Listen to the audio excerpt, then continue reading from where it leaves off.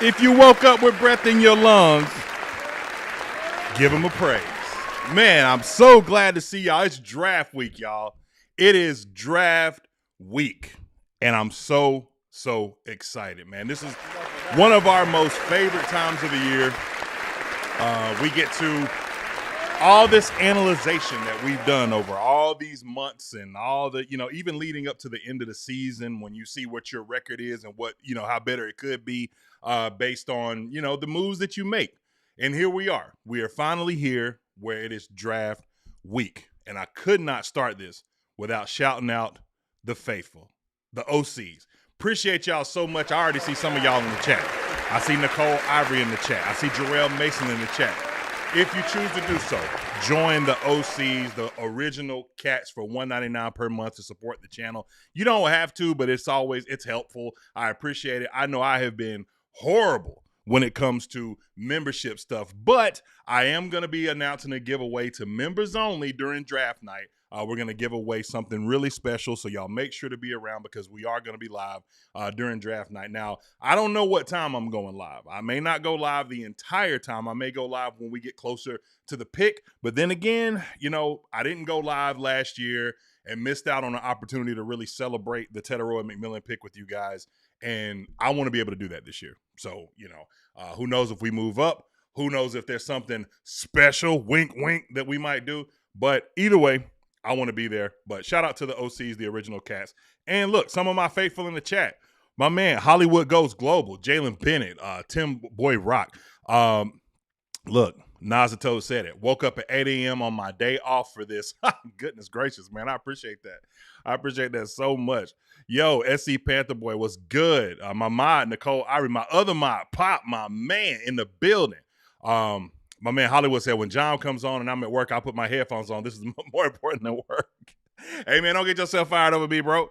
But I do appreciate it. I do appreciate it very, very much, man. Yes, I appreciate it very, very much. So, my co-host, the Invisible One, will be joining us at some point soon. I know we're getting started usually around the time that he taps in, so he may tap in a little early, but we'll go ahead and get started anyway. So I had a plan to do something a little bit different than what I'm going to start with this morning. So Joe Person had wrote an article for The Athletic detailing the draft and, some of the needs. And he kind of, because he just dropped a mock draft as well. And he kind of like detailed some of the picks that he thought. And we were kind of synonymous when it came to the Dylan Thieneman pick when I did my mock draft. Now, of course, I'm always all over the place. It's draft season. So when you do mocks, you're going to do, think about all these different places that you might go, you know what I'm saying, with your draft board or whatever. But Mike Kaye and I were talking over the weekend. If you guys aren't familiar with Mike Kaye from the Charlotte Observer, half of the Processing Blue podcast with he and Alex Zetlow. And he had mentioned to me, because we were going to have him on the show, and salute to Mike Kaye, and he will be on the show eventually soon.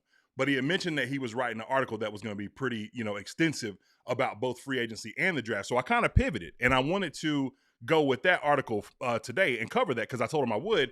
And I'm telling you, I just skimmed over this. So it's going to be a little long-winded, y'all. So just, bear with me.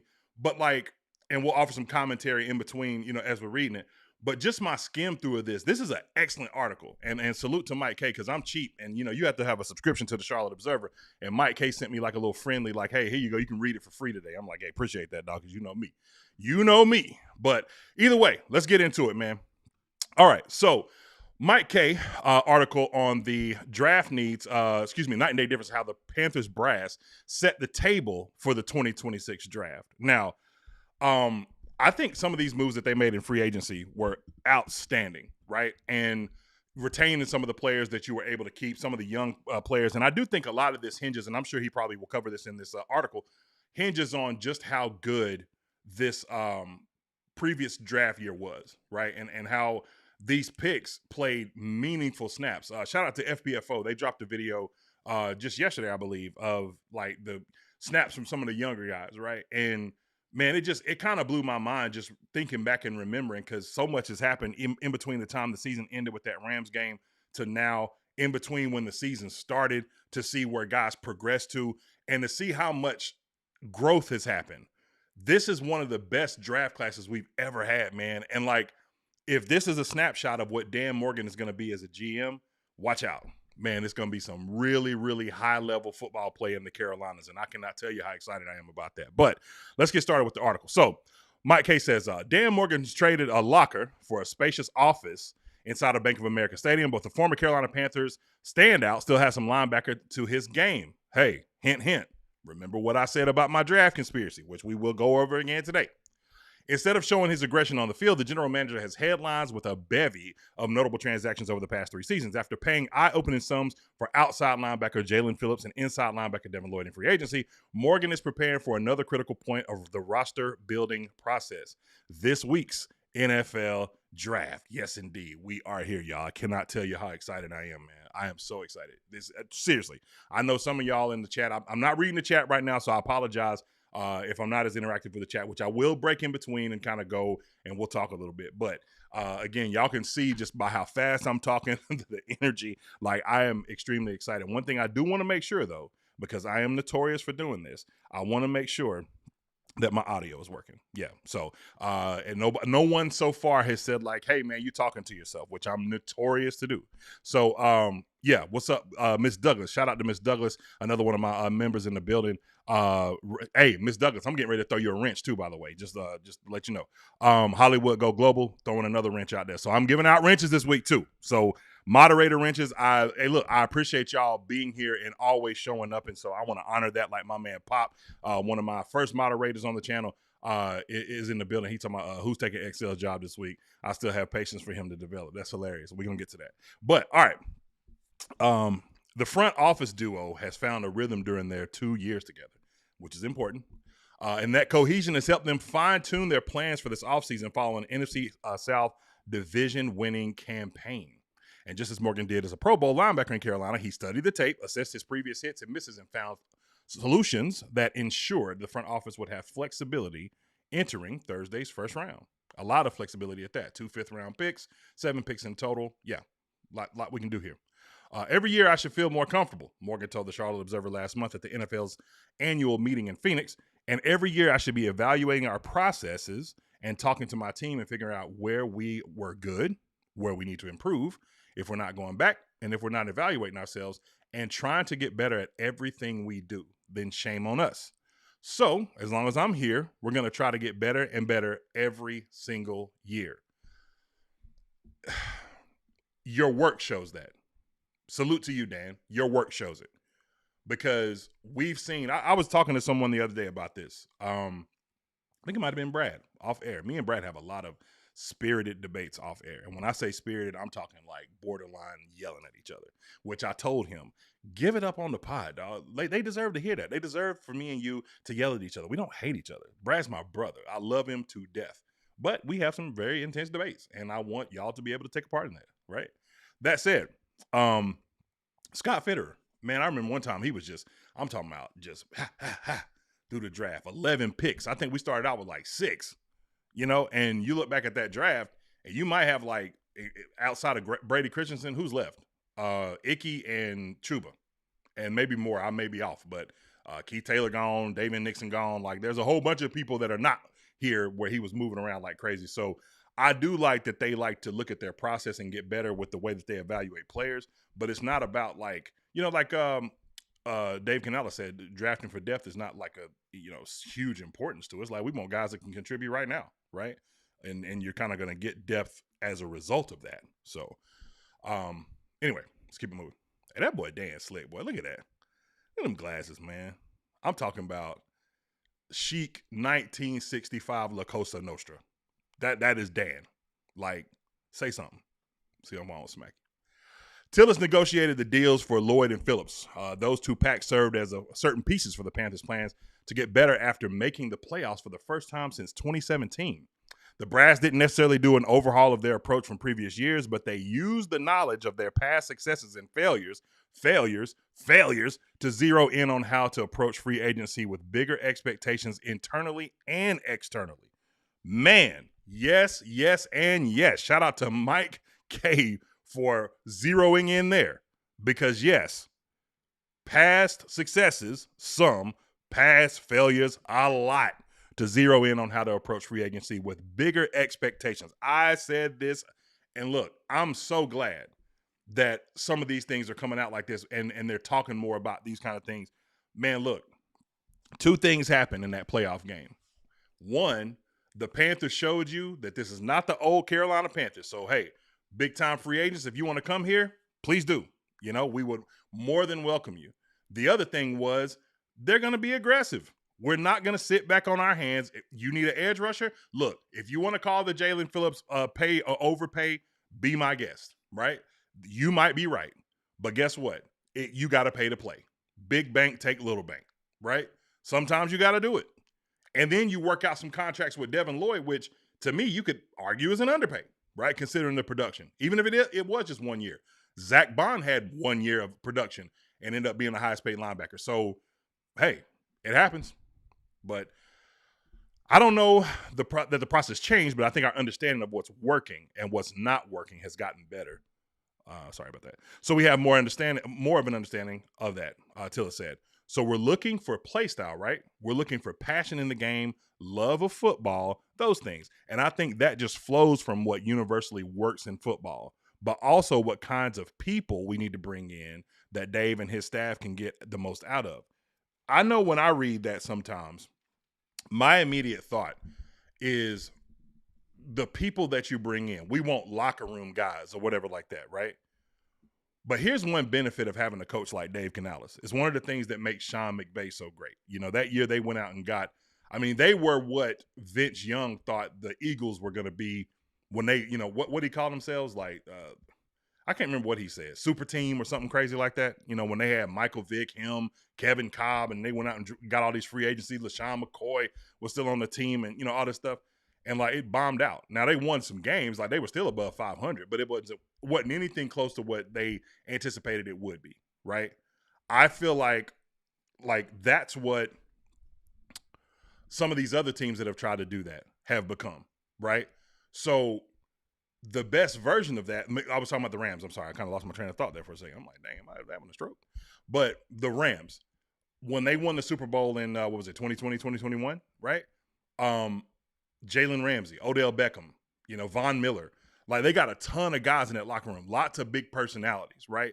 And one of the things that Sean McVay excels at, in addition to the fact that he's, you know, just an excellent coach, excellent X's and O's guy, all that kind of stuff, is managing personality. Some people can't deal with that. You know what I'm saying? Like, what did we say about Matt Rule? You know, you got all these guys, whether it's Temple guys, Baylor guys, you know, all these different things that were happening inside the locker room, and it appeared, you can't say it definitively, but it appeared like, especially when the Cam Newton decision was made, and part of that was David Tepper, obviously, but part of it was also probably like, hey, man, I'm not dealing with these big personalities. You know, Teddy Bridgewater comes in, we're not listening to music. Matt's like, yeah, thank you.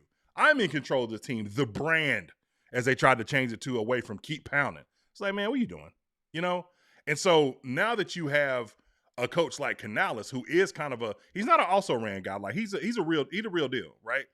But he's a guy that I feel like can manage those type of big personalities.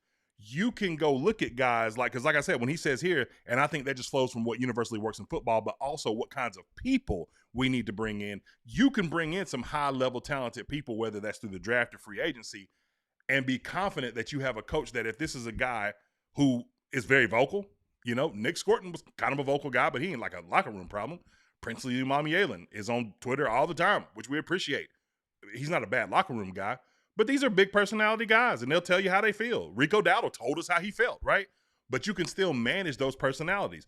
That's extremely important. So you have a staff that I believe unilaterally, and not to mention, it is a staff of people that kind of are congruent and what they like to say aligned or whatever, the alignment situation.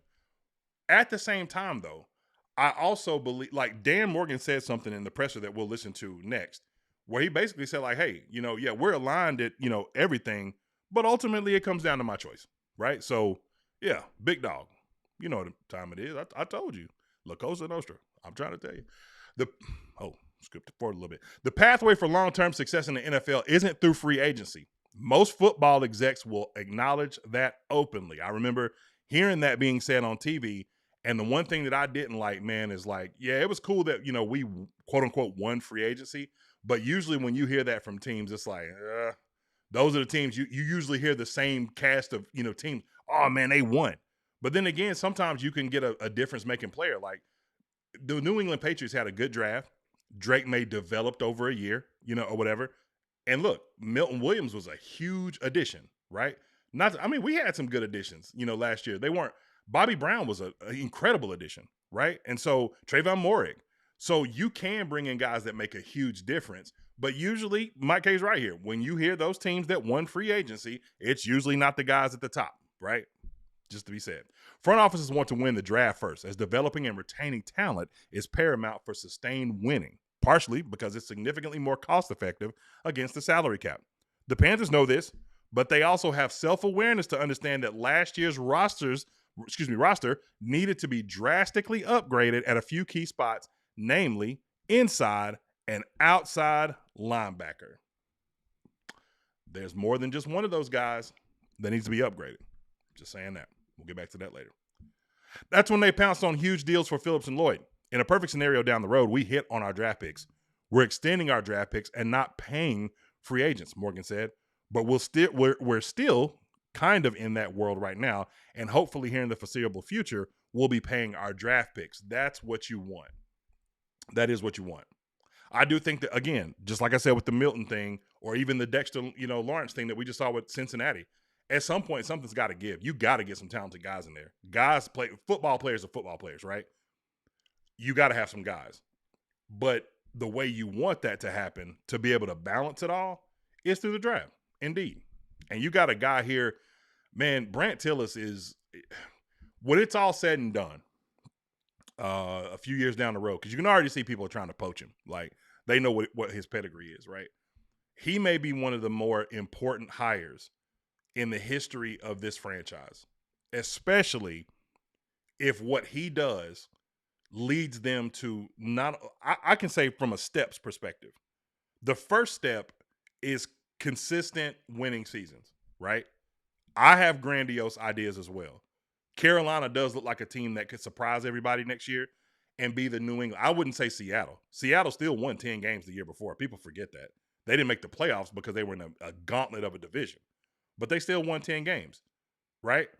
I would say more in the New England fashion, the other team that played, where they won 4 games and progressed to a Super Bowl team, right? What I want to see first is succession, consistency, not go from 8 wins back down to 5, but go from 8 to 11, maybe 12. Who knows? 13. We don't know what this season holds. For the team, look, we got a tough schedule. You can see it on paper. But this season always gives you injuries and teams that just fall off a cliff. It happens it's inevitable. Hopefully it's not us. The Panthers made arguably the biggest splash of free agency during the league's early negotiating window, agreeing to a 4-year, $120 million pact with Phillips. The former Miami Dolphins and Philadelphia Eagle pass rusher had just 5 sacks last season and 28 sacks during his first 5 years in the league. He also sustained significant knee and Achilles injuries, which regarded surgeries during his first 3 seasons in Miami. But Morgan was awed by Phillips' film and potential to fit in his Euro Avero's defense. Phillips is the type of player who can be used all around the formation in a 3-4 front and has the versatility. He has the versatility the team has been looking for in the position since Avero arrived in town in 2023. We felt like having a guy like Jalen who can play the run, can rush the passer, he can rush inside, he can rush outside. It just made too much sense for us. He's not a guy that we wanted to lose out on. Last year, Panthers targeted defensive end Milton Williams and safety Trayvon Morig in free agency. Morig, however you say it. They walked away with Williams after his price soared, and the New England Patriots ultimately landed him on a 4-year, $103 million deal. Carolina then signed Morig to a 3-year, $51 million deal and pivoted to nose tackle Bobby Brown and defensive end Turk Wharton, who, by the way, there's a lot of Turk hate out there. I've been a part of it. Brad was talking to me on the phone and hey man, this guy dealt with injuries. Now he's got some personal things that he's dealt with in his life. Salute to Turk and his family who have dealt with a, unimaginable tragedy. Praying for him and his family for comfort. I think he might be on a revenge tour. You don't hear a lot from him. He'll post from time to time and stuff like that. He's not, you don't hear things about him like, being, frustrated at what people are saying. And if he does, I haven't seen it. And, put me on game if you see that. I've seen that. But I do think that there's a bit of a revenge arc, here. You know, there's some good D tackles in this draft that could come in and kind of slide you out of place. There's another D tackle that's sitting on the bench that who knows what his offseason looks like in Cam Jackson. So, you're a Super Bowl winner. You come from a good pedigree. I think that there could be a little bit of a revenge tour for Turk. And quite honestly, I hope it is. I do. With Jalen, it was kind of the same idea. Who are the best players in free agency? Let's go get them, Tilla said. And we were comfortable with the idea, let's get Jalen. And then let's wait and see what else comes out of that. That's a little different than what we were doing, what we're doing last year, which was we can give Milton and Trayvon Moehrig and still be solvent. And then it just got to be too much for Milton, and we were out. Let me tell you, I like that because I think that when Milton was talking during Super Bowl week, he mentioned this whole transaction and everything, and that New England just showed him, a lot more love, right? My belief at the time was like, hey, who wouldn't want to go to New England, right? I love Carolina. Of course, they're my team. I root for them. I make content about them, all that. But it's the New England Patriots, right? That said, my read was way off. I was way off base. According to what Mike Kaye is saying here, and he may correct me, but this feels like them backing out and being like, hey, let's just settle for what we get now, right? And I won't call Bobby Brown. Bobby Brown played well, man. So it's not necessarily just a complete settle, but let's just wait and see what happens during the season, next year, during the draft, what we can develop, all that kind of stuff, instead of just going all out and even giving more money, which bad teams do, a la Albert Haynesworth to the Washington Redskins at the time. And then it blows up in your face and it sets your franchise back for an eternity, right? This is a very smart play. Very, very smart play. I'm going to read the rest of this and I'll answer to some of the chat in just a second. Really good fit, but not only from a player standpoint. Wait a minute. Let me go back up. We were out. Okay. Phillips was someone that the Panthers were excited about on and off the field, which made landing him critical to the success of the team's offseason plans. The Panthers see him as a notable culture fit for their overarching program. I was going to say overreaching. Dang.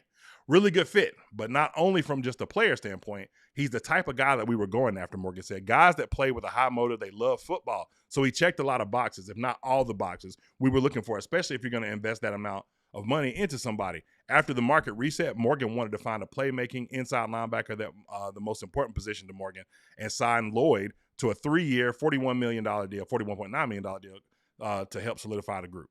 All right.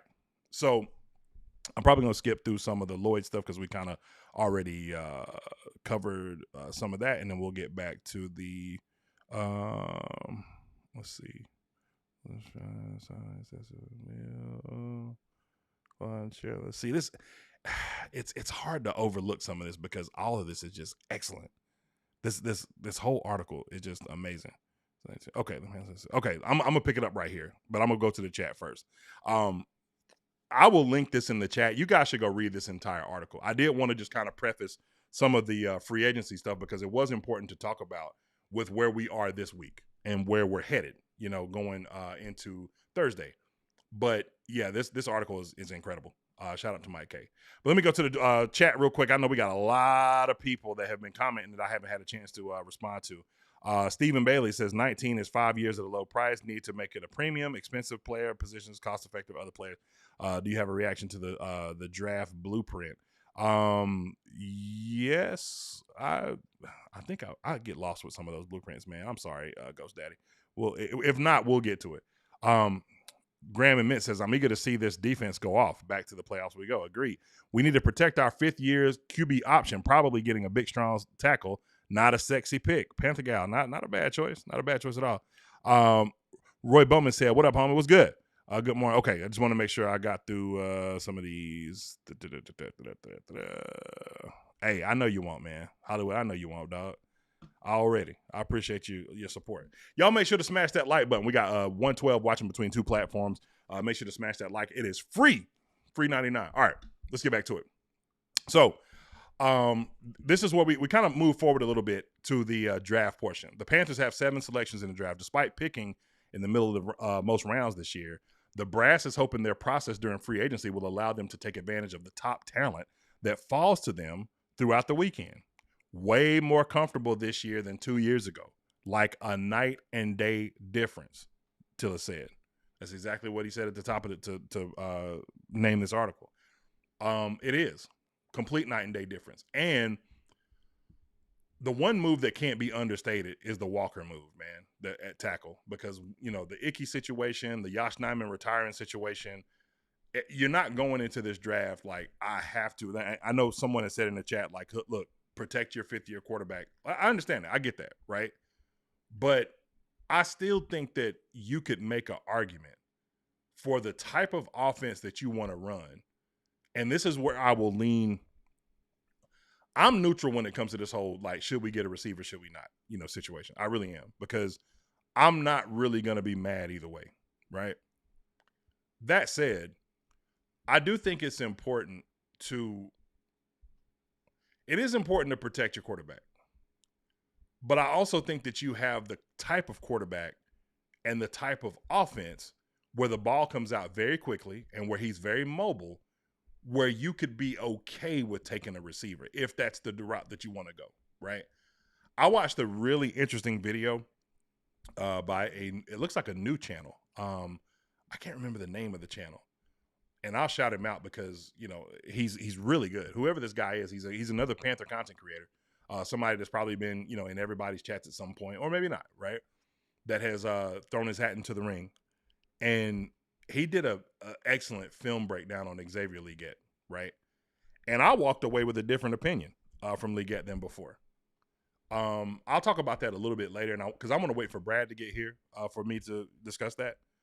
But yeah, he said some things that kind of changed my mind a bit on Excel, right? In a positive way, because for me, I like Excel, and I think that it's kind of always been my perspective that Xavier Legette would probably thrive in an offense that's not here. But I also believe that situationally, which is kind of what my takeaway was from watching his video, situationally, I feel like Xavier Legette does work here. It's just not going to be in the capacity that maybe I thought, or even we thought, or what the draft pick would solidify, justify, if you will.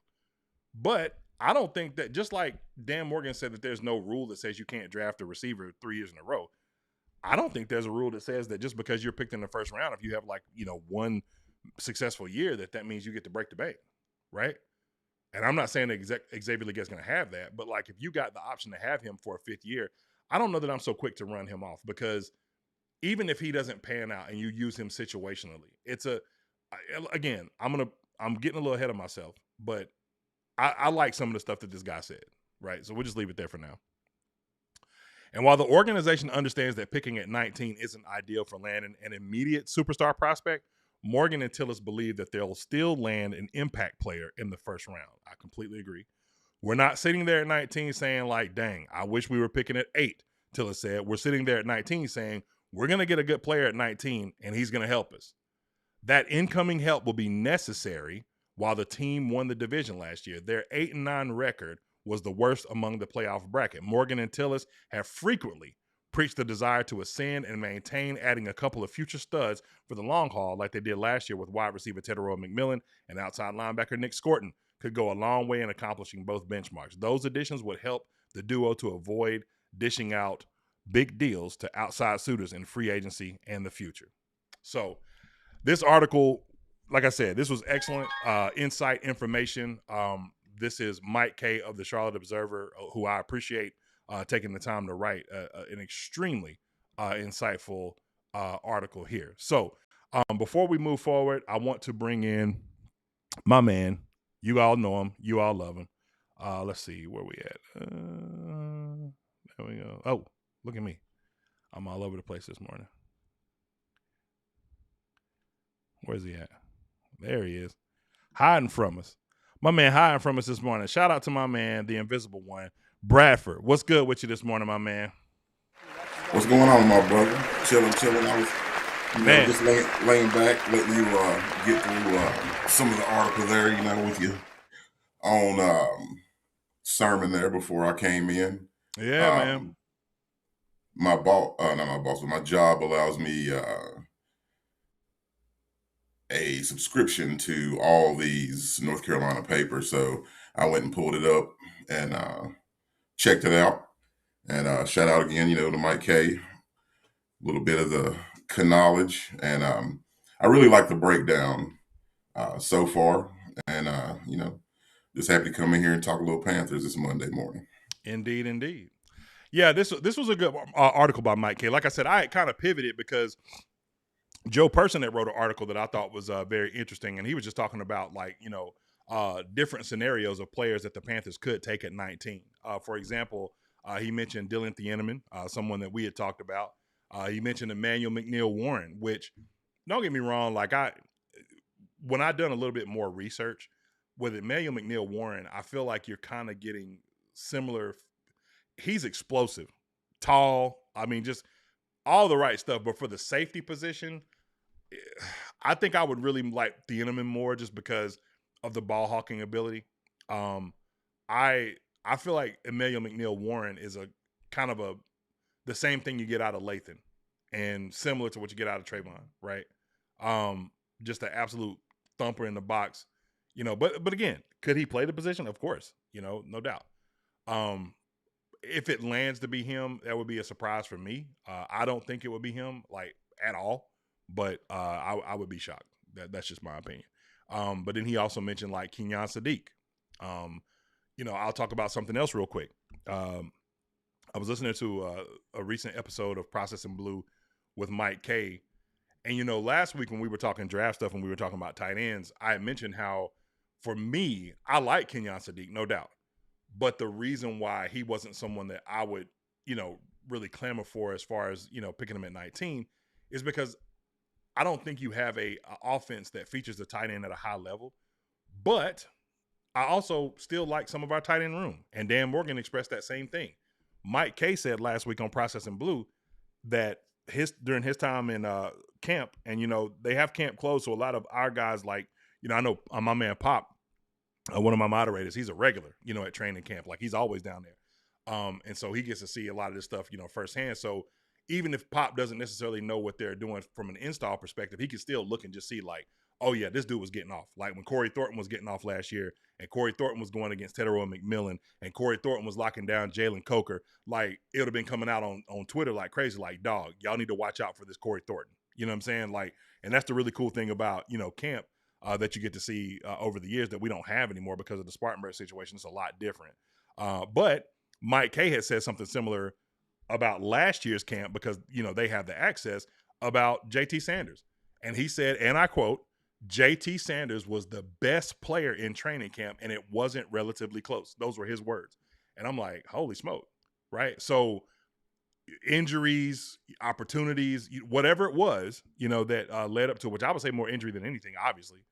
But I just think that they really like what they have in him. They like what they have in Mitchell Evans. He was also interviewing Mitchell Evans. Mitchell Evans was talking about how, the difference between, and Captain Munderland talked about this in our interview with him, about how when you're a rookie and you're going through all that rookie stuff, the symposium and all these different things that you've got to do, these obligations, the football portion of that is sometimes a little bit held back, and you don't really get to, experience just being like a pro, right? You're kind of doing, it's all the newness of the NFL. And so a lot of these guys start to get better as the season progresses. Some of them come in right away and just hit the ground running. But some of these guys, it just takes a little bit more time. Nick Scorton was a guy that we kind of saw that with, where one of it was opportunity because of Pat Jones going down, but also towards the end of the season, I mean, if you, most of that high level production that you got from Nick Scorton was from week 8 on. If you would have got that from week 1 to week 8, you're talking about potential defensive rookie of the year. You know what I'm saying? Because it was unbelievable what he was out there doing. That said, Mitchell was talking about how this year, he's got to train more. You know what I'm saying? Things are just working out better for him as far as just things being slower for him, getting to, really just understand the offense, understand his body.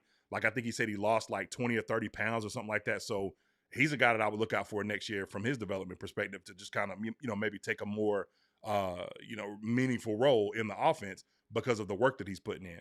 So I just thought that was fascinating as far as the Sadiq conversation was concerned, because I'm just that's probably the least confident of all the picks that I would say at the draft spot. is a tight end. He's the least confident that I would imagine that they would take, even if he's sitting right there at 19.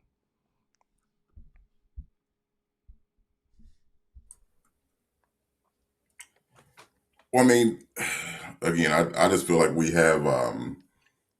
shored up a lot of things in free agency, but I definitely know that we have more holes we still need to fill. Uh, I do feel like we still need to fill the safety spot, or at least put more competition there. We can go get some talent at tight end. I mean, like I said, the big thing with Sadiq is the guy catches everything, and then also, I mean, he's an underrated blocker. I mean, like Mm-hmm. people have continued to harp on how good of a blocker he is, and maybe that's just like in Oregon's scheme, it's not a huge thing, but I mean we're supposed to be a run first team. We're supposed to be a very physical team. So I mean, like I said, that will help us. And then like I said, I'm not opposed to his teammate Thieneman. I always go back to what Earl Thomas did when he was drafted by the Seahawks. I mean, dude just completely made them a lockdown defense. I mean, he made guys, especially in the zone they played, I mean, very deadly because I mean they could sit on routes. I mean they, Mm-hmm. because if anybody goes deep, you can just turn it over to him. And Thieneman's got that kind of speed. Um, he's that kind of ball hawk, And then last but not least, your guy, Jacob Rodriguez. I mean, I was thinking about this earlier. I mean, we have been the professional, Penn State linebacker U type organization where we've always had good linebackers with good depth at linebackers. And like I said, I mean, Claude and Cherilus, I mean, those guys played adequate last year, but we needed to get better than our starters. And then, I mean, maybe Trevin makes a big jump, but he needs some competition. Agreed. And that's what Ghost Daddy was saying. So I don't necessarily disagree with y'all. It wouldn't be my pick, but Ghost Daddy said we didn't need Luke when we drafted him. Never settle. John Beeson. I mean, that is the argument. That was my argument for the Rodriguez pick. Right? Was that, man? John Beeson. A lot of y'all too young. Like it's a lot of people in our chat that's young, right? And then there's a lot of people who are of age as well to remember. But if you remember John Beeson, like, man, look, real deal, right? And injuries just plagued his career.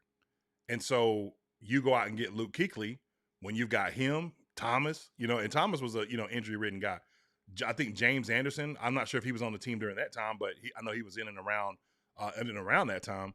But there's a lot of guys that, sometimes just kind of get phased out because you just go get somebody better, right? So it's not, look, I wouldn't be, again, not my pick, but I wouldn't be mad at the pick, right? That said, we are going to pivot just for a second. I just want to go back through the chat and just answer some of the things that people say here. People pick prime wide receivers early.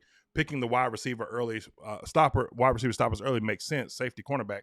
JC was picked 8, for example. Good point. Panther Gal 7399 says if they physical better for the tight ends, maybe we can pass on tight end. They are usable, not super flashy. Dirt Rose says I'm hoping Brad Isaac is the next great OC.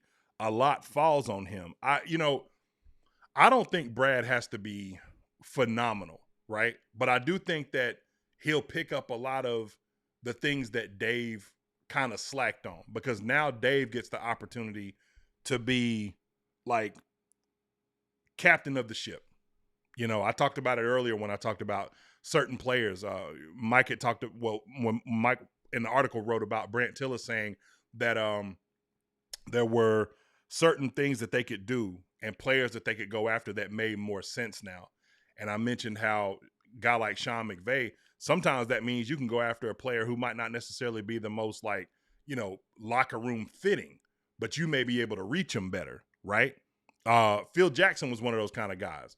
They brought in Rodman. Rodman's, went to the Spurs and just kind of, was like, whatever, man. After, all that championship run when he was at Detroit, he gets to Chicago and, Phil Jackson can kind of deep dive and kind of get into his head with some of the, stuff that he had going on as far as his belief in like whatever crystals and all that other crazy, stuff that he was into or whatever. But it's not so much about what he was into. It's just the fact that you could reach him, right? And so I feel like Dave is one of those kind of guys, because we did have a couple of times last season where things could have got a little, sideways. There was a, quote from Derek Brown that, where he came out, about what was that he said? It was early in the season about being a player-led locker room, or whatever like that. Like, and that's something that Dave wanted to push them for. And I kind of had a bad read on that myself.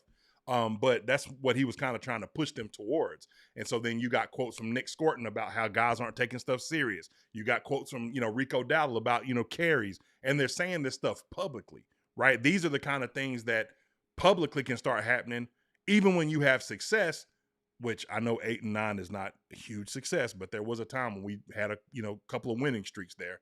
But when you're having success, can still fracture things if you don't have somebody to put it all back together. So now we're seeing that happening up in Philly. The breaking news came out today, and this is part of the reason why, Diana Rossini, I'm going to tell you, Brad, just sidebar, that situation for her is terrible, because now you got the exact thing that people thought was going to happen, and the information that was being, put out there that was, I don't want to say it was compromised, but it's like she really, it'll be hard for her to be trusted. So she can definitely she'll be a content creator, because there'll be there'll be plenty of people that want to hire her, but I just don't think that she'll ever be trusted by NFL sources. Like, she'll lose her sources, for this situation. But it was broke this morning that the Patriots are expected to trade for AJ before June 1st, or around the June 1st time. Mm. Yeah. Well, I mean, you know how it is. I mean, with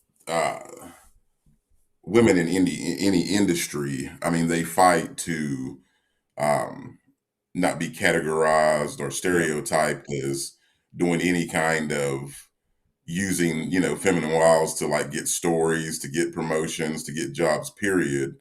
And that's just one of those things that just kind of throws gasoline on that fire of, you have to do these things to get ahead, or you're ahead because you do these things. You know what I'm saying?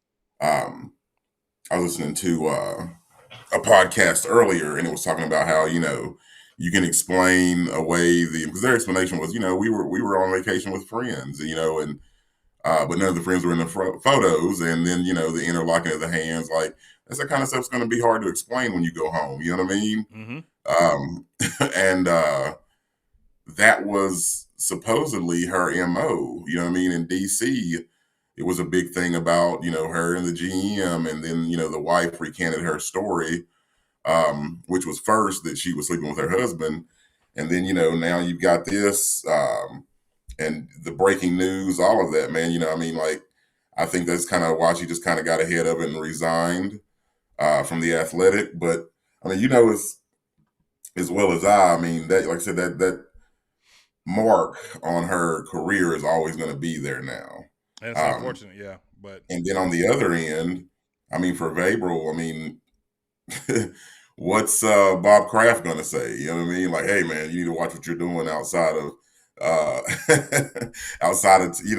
the team facility, man. You know what I'm saying? You got to hold up a certain level of je ne sais quoi when it comes to being the coach for the New England Patriots. He's gonna be like, man, go sit down somewhere, man. Hey, oh, word. Go get another massage, brother. Yeah. Nah, not this time.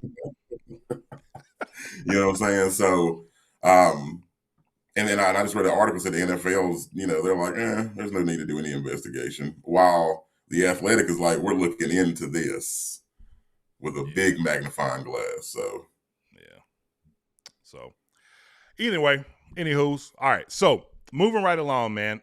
I wanted to do something a little different. So, I've done, I haven't really done a ton of mock drafts.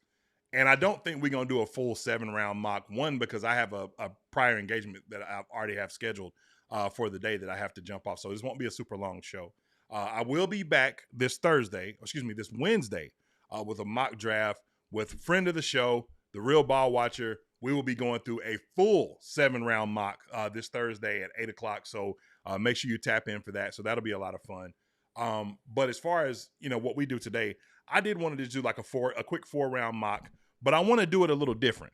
I want to do a mock draft according to Dan Morgan, right? So Dan Morgan had his press conference, the pre-draft press conference last week, And he, said a couple of interesting things. So here's literally what we're going to do. We're going to listen to some of this press conference, and we are going to pick. And honestly, Brad, I'm going to give you scenarios, and I'm going to allow you to make the pick, right? That's what I do. When I have a guest on and we do a mock draft, I don't make the pick. I give my information, and then you get to make the pick based on what you feel like the direction is we should go. And we'll kind of get a little input from the chat as well about the pick. But I wanted to do, like I said, mock according to Dan Morgan. So give me 1 second. I just want to make sure our I know y'all getting to see like behind the scenes stuff, but I want to make sure that my audio is straight because I don't remember if I changed this. Yes, we're good. All right, cool. Perfect. All right, so this is the mock according to Dan Morgan. Let's jump into the presser.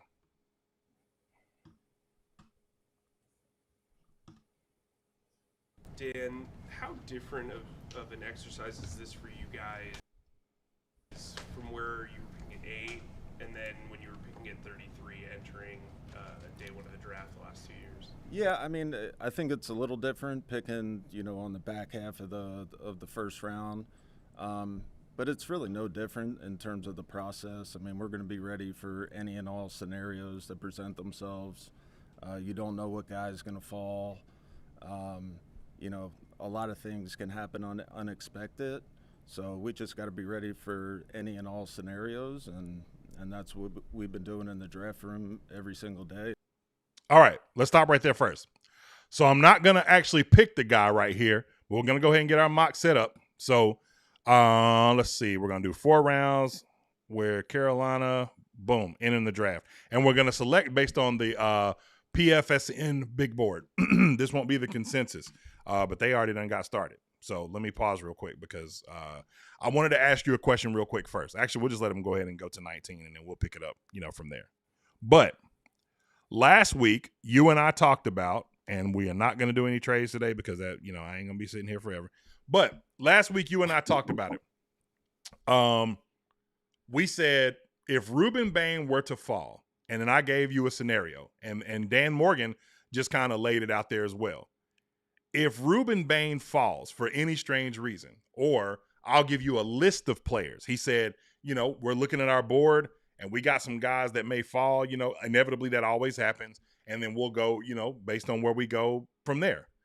I'm going to give you 3 names. And of these 3 names, if they fall, I want you to tell me which one would you pick. And then I'll let the chat do the same. All right. Player number 1, because I saw this earlier today, Caleb Downs. If Caleb Downs is there, player number 2, if Mekhi Lemon is there. Player number 3, if Mansour Delane is there. Those are 3 players that could, I don't think Mansour Delane will be there personally, but someone suggested that we move up to get, there was a mock that suggested that we moved up to get Caleb Downs. But I'm just saying, of those 3 players that I just mentioned, Caleb Downs, Mekhi Lemon, Mansour Delane, who you picking and why at 19 if they fall?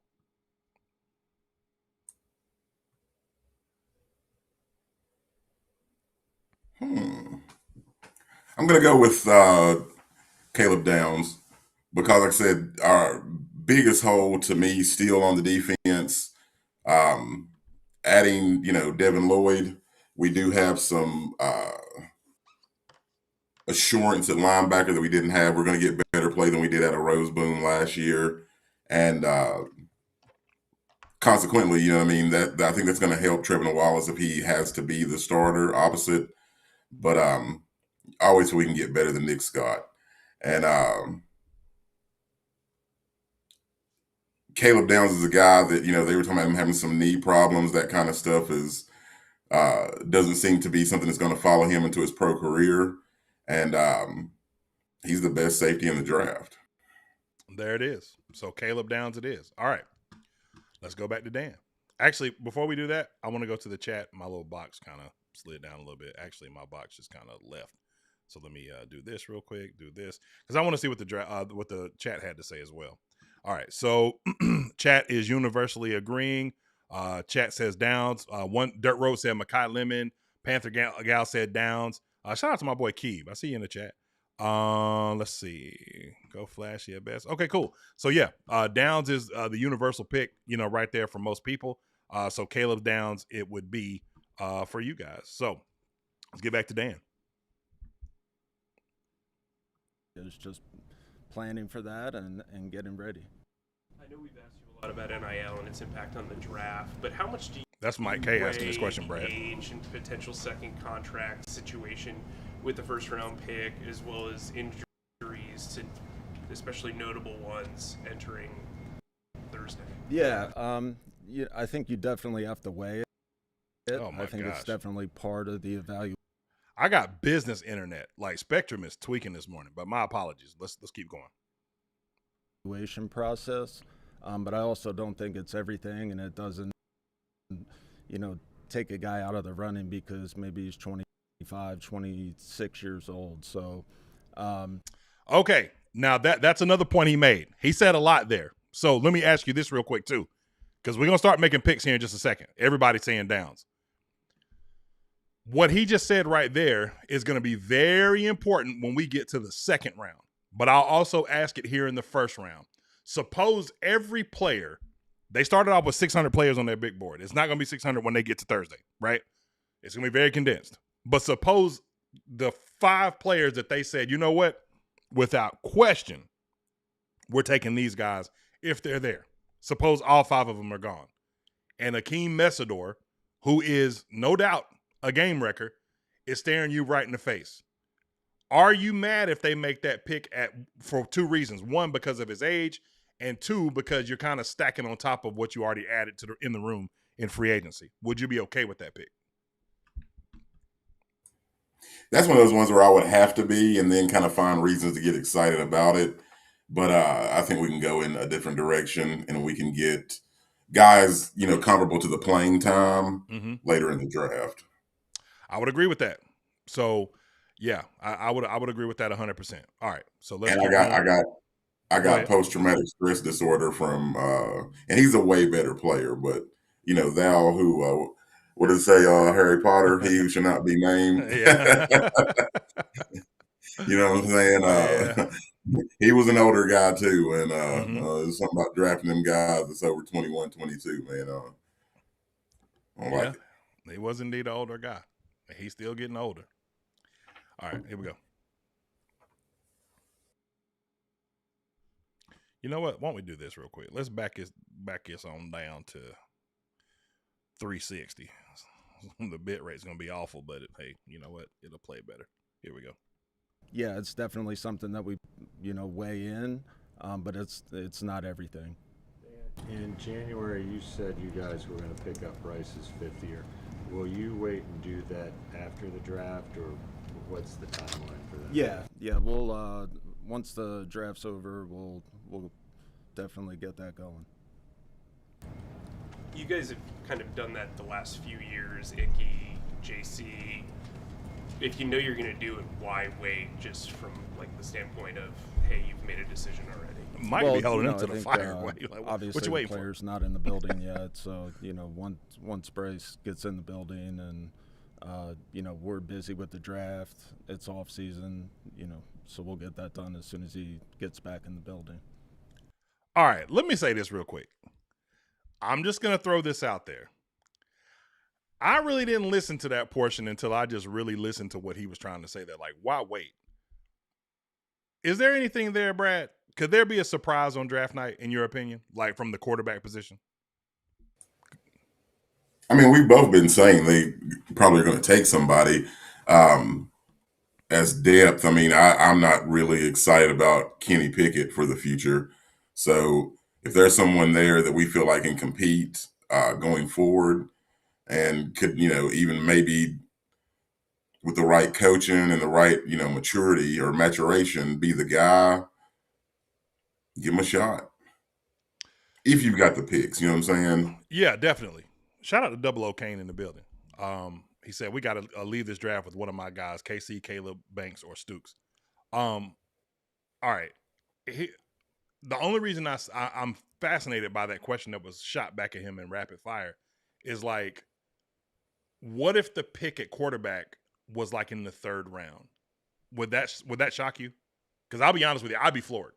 Because if you grab one of Yeah, these guys, I would be. I'd be floored. Because I mean, if we don't take offensive line help in anywhere in the first 2 rounds, third round is where you get it. I mean, there's some really good centers, and I mean, unless there's a 2003 level run on offensive tackles, you're going to have an offensive tackle there that can still help you. Agreed. Center, guard, tackle, somebody's going to be there. I think your guy's going to be there. Not in the third, but I think he'll be in the second. I don't see Blake. As a matter of fact, I think he could slip to the third. Right? There's just not he's a name that people like, but he's not like jumping off the board. And we don't have and I don't think this really matters in the grand scheme of things. And I think this regime is much different in this regard than past Carolina regimes. But for whatever reason, we do not draft Clemson players. Now, if you want to, argue that we were good enough to the point when Clemson actually became good that it didn't really make sense for us to draft a Clemson player, right? Like that makes sense too. So there's a lot of, correlation to that, if you will, right? But anyway, keep moving on.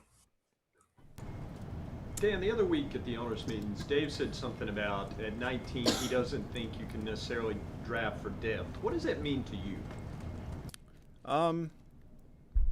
I think, I understand what Coach is saying in terms of obviously you want your first round pick to be able to come in and contribute immediately.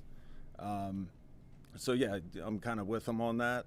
You want your first round pick to play, but, there's different scenarios to where, maybe it takes a guy a little longer to develop, and he may not contribute right away. But, with some of the picks at different positions, it may take, a little longer for those guys to develop for sure. All right. And with him saying that right there, we are going to finally officially take our first pick. All right. Here's why that's important, because I think you eliminate some players. If he's agreeing with Dave Canales right there, then you're going to eliminate some players off the board, right? So let me give you a couple of names right here who I think you can eliminate. Caleb Lomu, you probably eliminate. Keldrick Falk, you eliminate. Caden Proctor, I would say you eliminate. But you got a whole lot of other names here that look very enticing. We got Kenyon Sadiq at tight end. Peter Woods at defensive tackle, who is still here, who I personally believe may actually – I think Peter is still one of the most coveted players in this draft that nobody's talking about. But I don't – because I think people are kind of – Clemson's defense this year was good, but I think Clemson is in need of – and I say this reluctantly, I really do. I think Dabo's messaging is starting to wear on the team, right? And that's the reason why things weren't as great for him. Because, like, I'll give you an example. James Pierce Jr., right? For whatever James Pierce is now as a person, what he done defensively as a rookie wasn't that shocking to me, because some of the personality stuff was still kind of bleeding through year before last in Tennessee, which is why Josh Heupel made him more situational than anything. But boy, when he got in those situations, did he show out everywhere on the defensive line. But it was a down season by his standards. I feel like it's the same thing for Peter. The previous year, Peter would have been probably in the top 10, maybe top 15 at best, at worst. This year, it's just kind of like, people got questions about motor. I heard those same questions about Myles Garrett coming out. So I don't think Peter Woods is somebody that's going to like slip to the second round, but he's someone that's there. Now, I know here's somebody that you like, Brad, Caden McDonald. And then the last person I'm going to go with here is somebody that everybody has been going crazy about in Panther world, whether good, bad, or indifferent, and that's KC Concepcion. So I'm going to ask you based on what Dan Morgan just said. Now, don't do this necessarily based on what you would do. We're doing this based on what Dan has said, right? He wants a player, Dave wants a player that can come in and compete and play right away, pretty much. Now, can take some guys longer time to develop, but his overarching point was that he wanted somebody kind of more immediate. Of the names that I just mentioned, who do you think that Dan would pick in this spot right here? Out of KC Concepcion, Kenyon Sadiq, Kenyon Sadiq. Peter Woods, Caden Proctor, and who else? Caden McDonald. Yeah, and Caleb Lomu.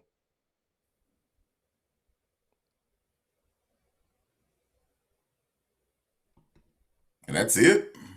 I mean, there's more names. I don't know can you see the screen? Because I can scroll down a little bit. Like you can, if you want to read the screen. Yeah, I can see the screen. Okay, cool. Yeah, this on you, man.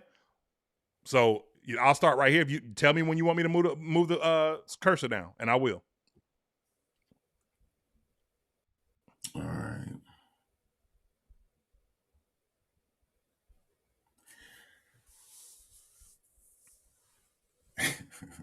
This is gonna make everyone angry, but I'm gonna go Kaye McDonald. Okay. So Brad is going Kaye McDonald. Now you got to give you a justification, and I'm gonna pick him. But I want you to give you a justification for why. Because we're not going Jacob Rodriguez, is what you're saying.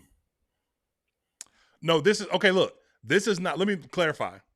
This is the Dan Morgan presser, right? Because I'm gonna tell you what I'll tell you what we'll do. We'll run it back. We're gonna do this one, and I'm gonna circle back around where we get no commentary for Dan, and then we just talk and then we draft. But I'm saying based on what you're hearing Dan say right here about how you want an impact guy, somebody who can come in and play like right away, somebody who can be effective immediately. Would your pick still be Kaye McDonald? And look, don't pay attention to the chat because the chat gonna chat. What do you? Oh no! It's not that. It's just have a little more clarity. Okay, I got you. Because I would say Dylan Thieneman. Mm-hmm. He's gone. Yeah, he's gone. He's at because we're going off the draft board. So let me give you some. My screen just got blurry. You good? So Jordan Tyson is gone. Dylan Thieneman is gone. Mekhi Lemon is gone. I mean, those are some of the names. Like the rest of the guys up top. I'm not the chalk guys. David Bailey, Carnell, Arbel. We ain't worried about them. Jeremiah Love. But look, in this draft, now I'm gonna tell you what's crazy. I don't know if this is something that is starting to come out as of recent for some strange reason, but according to PFSN, and maybe this is why people were saying what they were saying this morning in the articles I read, Caleb Downs is literally 2 picks before us, dog. Like Caleb Downs at 17. So I know that he's not available. We're just gonna go off of this board what we have here, but that's interesting. But carry on. So if it's Kaye, people are saying that there may be a run on tackles, even though teams are saying they want to take linebackers, edge rushers, and the top 2 safeties and Mekhi. They are saying that there is a possibility that there will be a run on tackles because these teams do have needs at offensive line, and they may choose to address those earlier than later. But with what we have here, and going off what Dan is saying and what I'm hearing, it's KC Concepcion. Okay, so with the 19th pick in the draft, the Carolina Panthers take KC Concepcion, wide receiver, Texas A&M. Now, let's do a little bit of player info. So I'm seeing this in the comments as well. The kick return, the punt return capability for KC is very important. I'm going to give a positive, but I'm not going to be like the therapist and start with the positive immediately. I'm going to go straight to the negative, right? I've kind of had a little bit of a change of heart. I said that at the beginning of this show, and I'm going to tell you where my differences lie, right? So I mentioned that I watched this video on Xavier Legette, and I saw a player who there's certain things that Xavier Legette does, and I don't remember the name of this channel. Somebody, if y'all seen the channel, if you've seen the video, drop the channel name because I want to shout this brother out, and I'm going to link this video. And the only reason I'm not playing it right now is for monetization's sake. But like, he showed one of the plays that he showed that I thought was fascinating about Legette was his release off the line of scrimmage, because I've talked about that a lot. Like, he separates and gets separation fairly quickly, and there aren't a lot of DBs in the league that would be able to deal with him if he, especially like Xavier Legette does this thing because he was doing it in camp his rookie season where he has like this rocker step where he kind of threatens vertical but can kind of turn at the drop of a dime, right? Now, getting back and attacking the ball is a bit of a problem for him. And then also just being able to, like, his awareness needs to be developed. but his athletic ability, I'm telling you, man, it is off the charts. The only thing I worry about with bringing in another receiver like this, I just don't see a world where you can have a T-Mac, a Coker, a Concepcion, a Leggett, and Horn or whoever else. Somebody's going to be clipped. Somebody's getting clipped. So if we're taking Concepcion, the more than likely scenario is what Pop joked about at the beginning of the show. XL's getting clipped, right? I don't – because to me, and it won't be clipped like he's getting cut. It's going to be that post June 1st, they'll probably try to get some kind of compensation for him. I could argue that if they're going to make this pick, you might even see something happen on draft night, where he gets traded. But I'm starting to still I still think there's something there, man. I really do. And I think that KC is the kind of guy that's going to come in and command a lot of targets. And you're going to have to justify it too because of the pick. And he can be immediately effective. And also, as Double O Kane said in the chat, man, his punt and kick ability is pretty incredible. So, there's something there. Well, that would be the positive for me. Because after last week, I did like a deep dive, just kind of, checking out the film and, what the kid offers. And I have no idea why no one was discussing his kickoff and punt return ability, because he was making it happen. Yeah. And we have a need there. I mean, Trevor did the best he could, but part of the reason, we lost the playoff game was his mistake. I mean, right when, the tides had turned, we had started to, kind of instill our will on him. There goes a drop punt, and it wasn't his only one of the season. And then we just kind of were, throwing eggs at the wall on kickoff by the end of the season. I mean, we had Leggett out there as well, and like this kid would definitely upgrade special teams.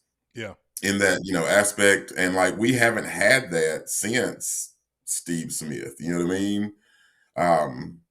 Of somebody, and that's one thing I do really want. I do not like when a team punts, when a team kicks off, not having a person on the roster that immediately scares them. Or as a fan, you have hope that they can take it all the way. Yeah. Hey, hold on real quick. Shout out to my man Pickle. Panther Pickle, who is a well-known person in this community. But he said something that I told you, Brad, sometimes I'll be wanting to wake it up in the chat. These arguments that you and I be having on the phone, I want to bring that to the live, right? Because he said it right here. Some fans want XL cut because of his drops, which he went from 5 to 2 last year, right?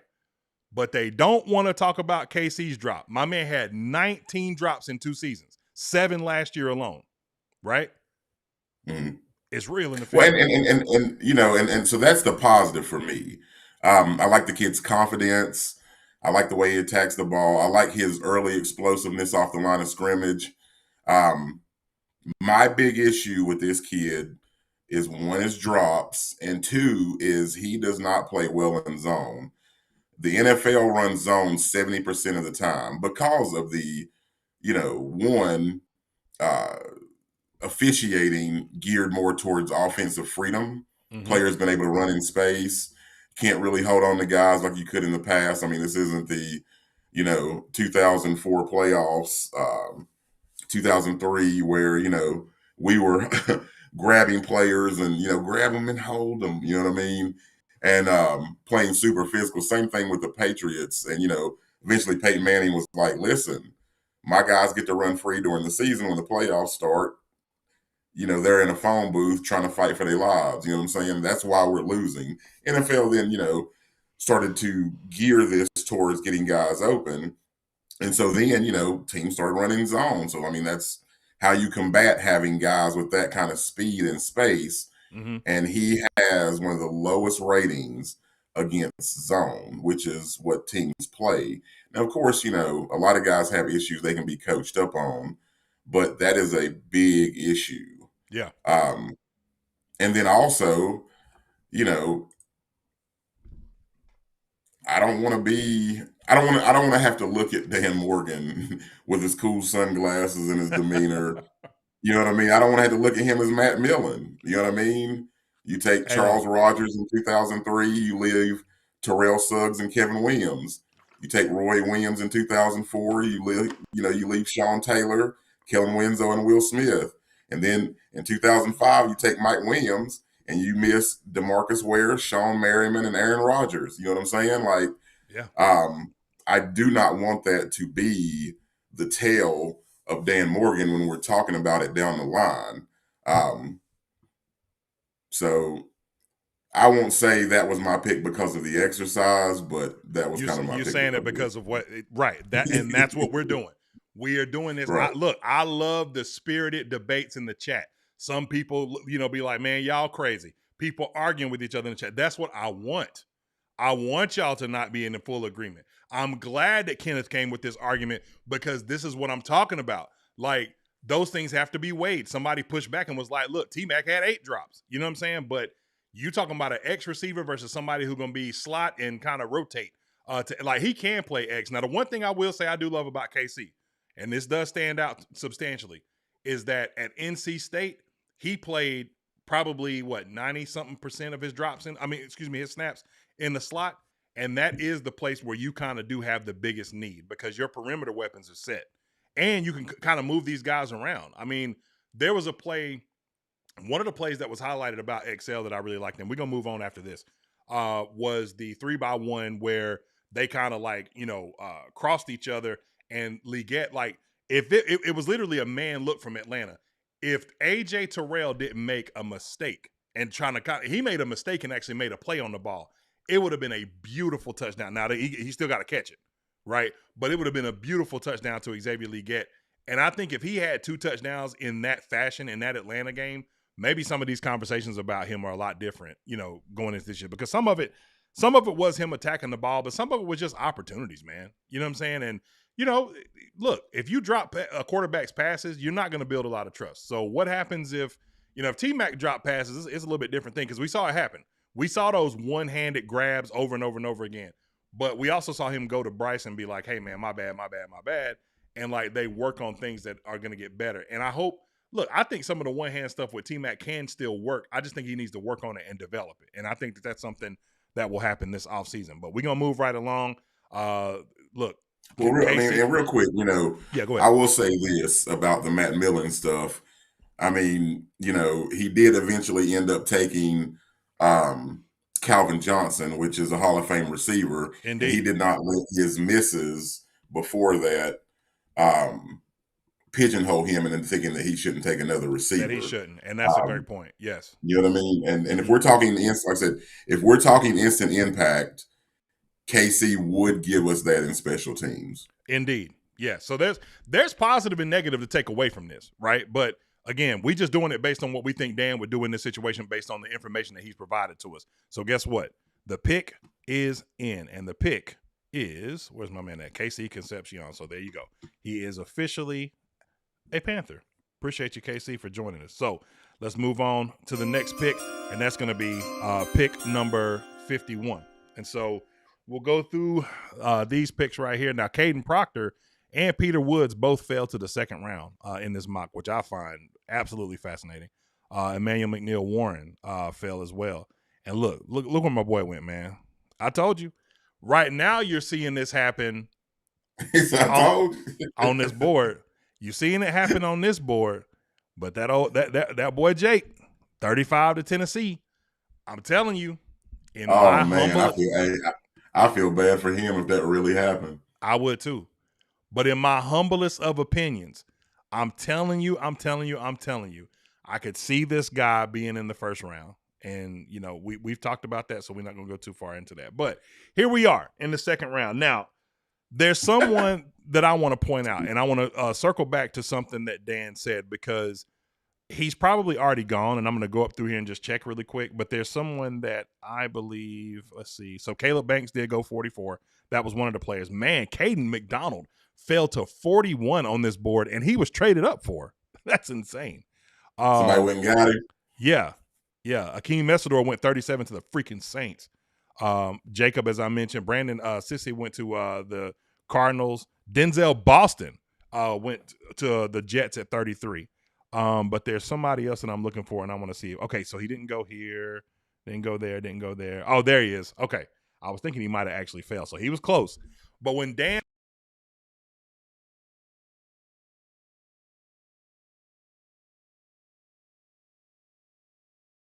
Can y'all hear me? Like I had a little bit of a snafu with the mic. Give me 1 second. Let me see if I'm.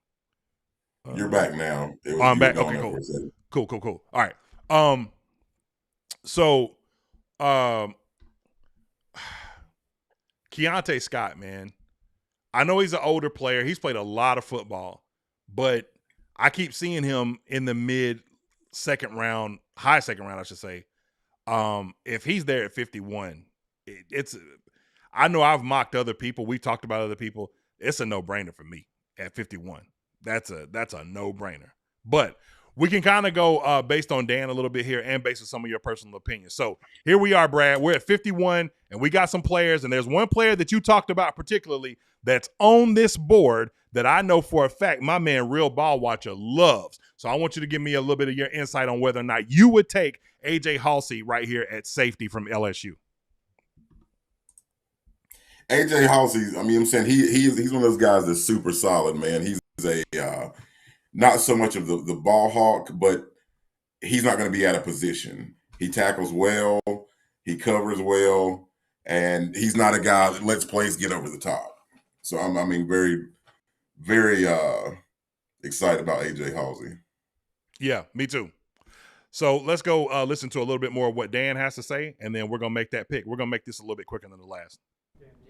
Did in free agency, do you think that narrowed your focus positionally for 19, or does it No, I think if anything, I think it opens us up to a lot of possibilities at pick 19. I think all positions are on the table, and like I said before, like you never know who's going to fall down to us. So I think we're definitely in the best player available mindset. So yeah, I think what we did in free agency definitely set us up to do that.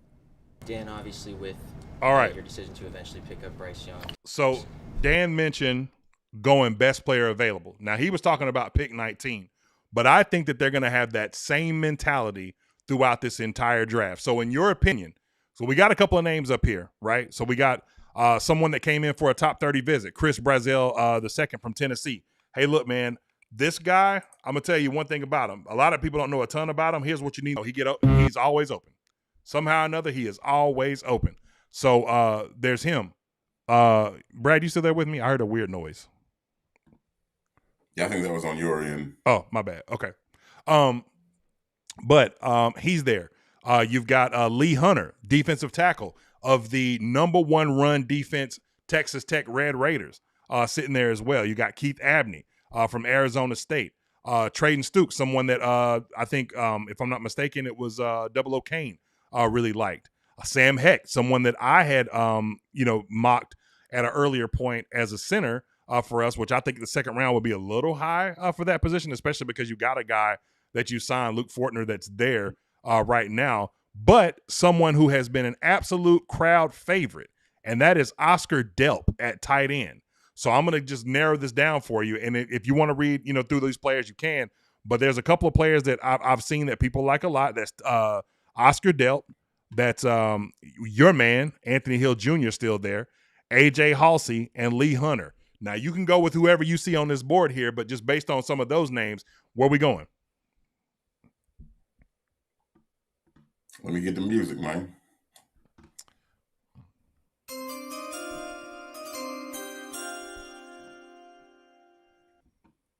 With the 51st pick, second round, 2026 draft, Carolina Panthers select Anthony Hill Jr., linebacker. Let's go. My man that shook it up. That's what I'm talking about. Man. Okay. Hey, look, Brad, this has been your man from day one. If y'all don't know, Anthony Hill Jr. Is someone that Brad loves a lot. So, hey, man, this is your guy. Why you do it, Brad? exceptional sideline to sideline range with elite speed, allows him to chase down plays from the backside and close on the ball with elite burst. Runs downhill with violence and bad intentions. His tackle grades are elite, 90th percentile, and he finishes through contact with explosive hit rotation that creates highlight reel collisions. Me and you walk through some of the film. Kid creates turnovers, sideline to sideline speed. He's got the size, 6'3", 235. He plays well in coverage. He plays well against the run. If he's there, I don't see a better and, you know, like Jacob Rodriguez, Dan was standing beside him. You know, That's a fact. we're big linebacker guys. Mm-hmm. And Dan was, I wouldn't say Jacob Rodriguez thing comes out of the fact that Luke Kuechly was talking about him as well. But Dan was equally excited to be at both guys' pro days. Mm-hmm. Yep. Hey, look, Double O Kane is mad excited. Said he would be a great pickup to pair with Lloyd. My goodness.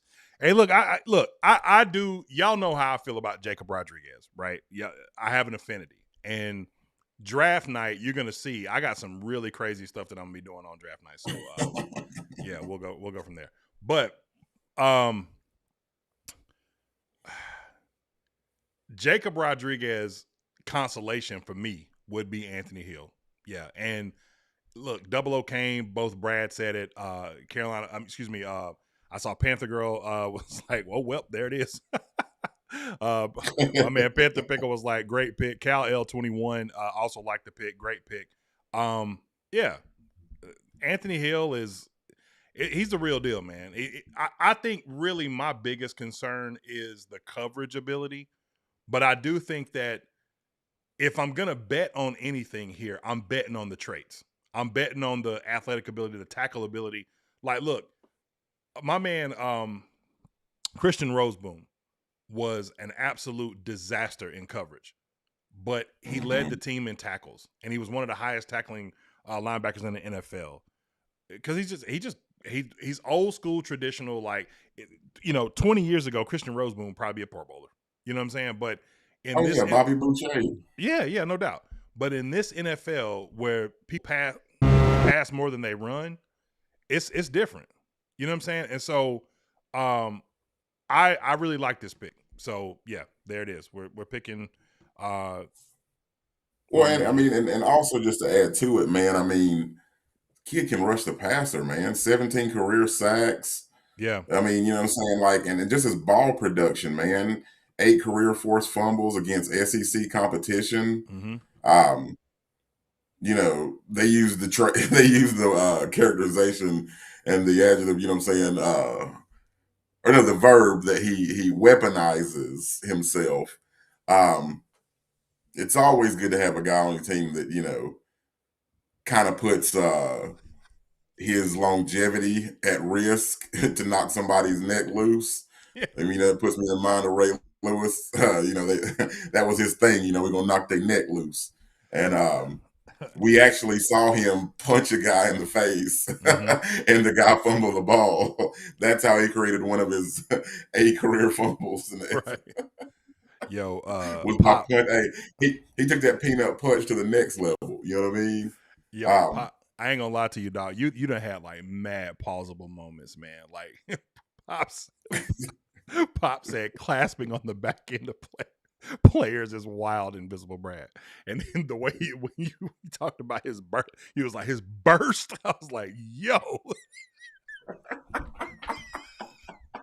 Why y'all doing me like this, man? It's like that episode of Hank Hill. Yeah. Oh, not Hank Hill, King of the Hill, where he was trying to sell propane. You know what I'm saying? And every time he said something, he said, it'll really smoke your meat.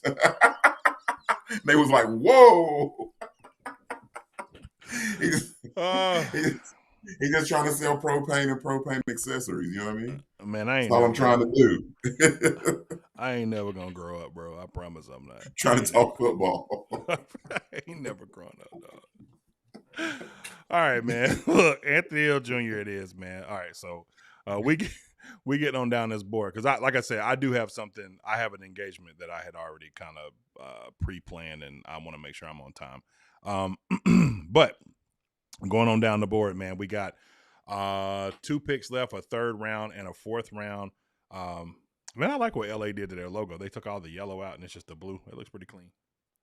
What do you think about the new uniforms that you've seen that popped out? I don't know if you had a chance to look, but Atlanta, who else? Baltimore, LA, and Tennessee. I mean, Tennessee, they needed to do something. I know a lot of people chastise them for making their jerseys look more like the Houston Oilers. But it's fire, you know what I'm saying? It's a good look, it's clean, it's nostalgic, and at this point, Nashville really doesn't want to take care of them. So they got to do some stuff to kind of, bring excitement to the area. Atlanta's jerseys look like the Creator team jerseys in Madden 2006 and 7. Mm-hmm. It's very basic, the red, I don't know if I don't know why as an organization they want to move away from the black, but the black's clean. I think, alternate jersey, that'd be fine, but making that your main look, not really a fan. Baltimore, nice. And LA, nice. Mm-hmm. Pop said he like Washington's.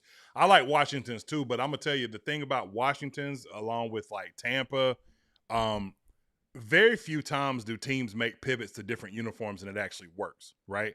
And then sometimes also the way your team plays and how memorable they were in that uniform makes it work as well. Like Seattle's uniforms when they changed, and then the personality of the Legion and what they were at that time is what made that work, which is why, it was cool that they stuck with what they changed to, because theirs looked like the traditional NFL uniforms just in a teal color, right? Or for example, like the Steelers had like the block varsity style numbers for years, and then they changed to the slanted numbers, and those slanted numbers actually worked. They look really good, so they kind of stuck with that. But the essence of their jerseys have always kind of been the same. They never changed. I mean, they changed the helmet a little bit, but like Green Bay, when they went to a more traditional, they were kind of the first team to do that. You know what I'm saying? To go to what we see now as the traditional concept, varsity block numbers. And then that comes to Washington. Man, Washington went back to what they already had. They went back to what the Redskins, looked like before, there was the controversy or whatever. So I like, what they went to. San Francisco went back to their, some years ago, they went to like more the shadow numbers or whatever, shadow in the numbers, which I think was kind of hard. But like, I like that they used that as kind of an alternate, but then they went, back to like the Montana year, uniforms or whatever like that. And then with us, what it shows me is like, because I know tons of people out there like, man, we need a uniform change. No, we don't. No, we don't. Because all that's going to happen is they change to something that more than likely we don't like, and then we end up right back where we were to begin with, right? I like the subtle changes that they've made, the stripes on the arms. I don't like that the numbers are small. That's the one thing I don't like about some of the Nike jerseys is that the numbers got a little bit smaller. But I think they're going to change some of that this year. But like, I love our uniforms, man. I love that they've made these changes to like wearing like blue pants with a white jersey, or, dark pants with a blue jersey, or back and forth, the black helmet, whatever like that. And I also don't think that the black helmet should be the primary. I know some people do. If you do, cool. I don't. That's just me personally. But I like the traditional look of our uniforms and the colors. I actually think we have one of the better looking uniforms in all of football, just the color scheme. But yeah, I like I said, I like some of the traditional looks. That's just me, on a personal level. But anyway, shout out to my man Fayette Nam in the building, one of our members. We appreciate you for being here, man. So let's move on, man. So we are here at pick 83, and there's somebody that's here that I'm surprised that is here. And I'm gonna tell you, if it's me, this ain't my draft. I'm going off of you, Brad, and Dan Morgan. But if it's me, I already know who I'm picking right here. But I'll give you a few names that we got sitting here right now. We still got wide receiver Chris Brazell II. We got an offensive center here, Connor Loop. Joshua Joseph's an edge. Jake Galladay. And then somebody that, just me personally, you know how we've talked about Zachariah Branch, which I'm shocked to see that he's still on the board right here at 89. Is pick number 3. I mean, I ain't doing a wide receiver two times, man. But so I'm a leave that alone. But there is another player that I really like here that's here as well. 2 of them actually, and that would be safety Bud Clark or the absolute freak of nature Danny Denise Sutton. But this is your draft, so you tell me. I'm gonna just go to the top of this. If you want me to go through the players, I will. Which way you going? Yeah, go back up a little bit. Yep, I'm at the top, and I can also look at specific positions if you want to do that as well. Like we can go to specific position groups.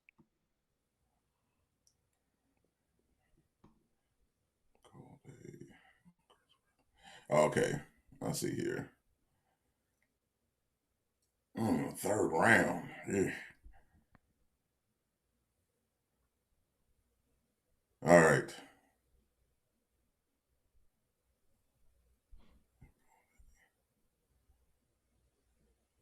Go back down one more time for me.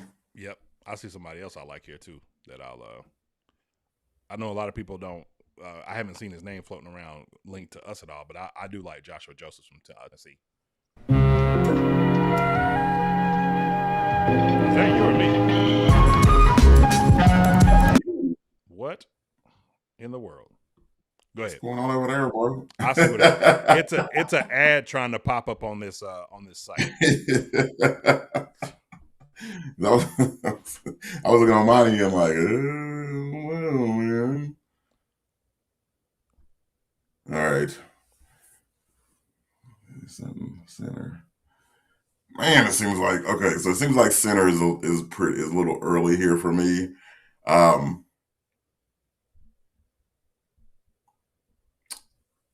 So we're going to go. All right, give me the music. 2 seconds.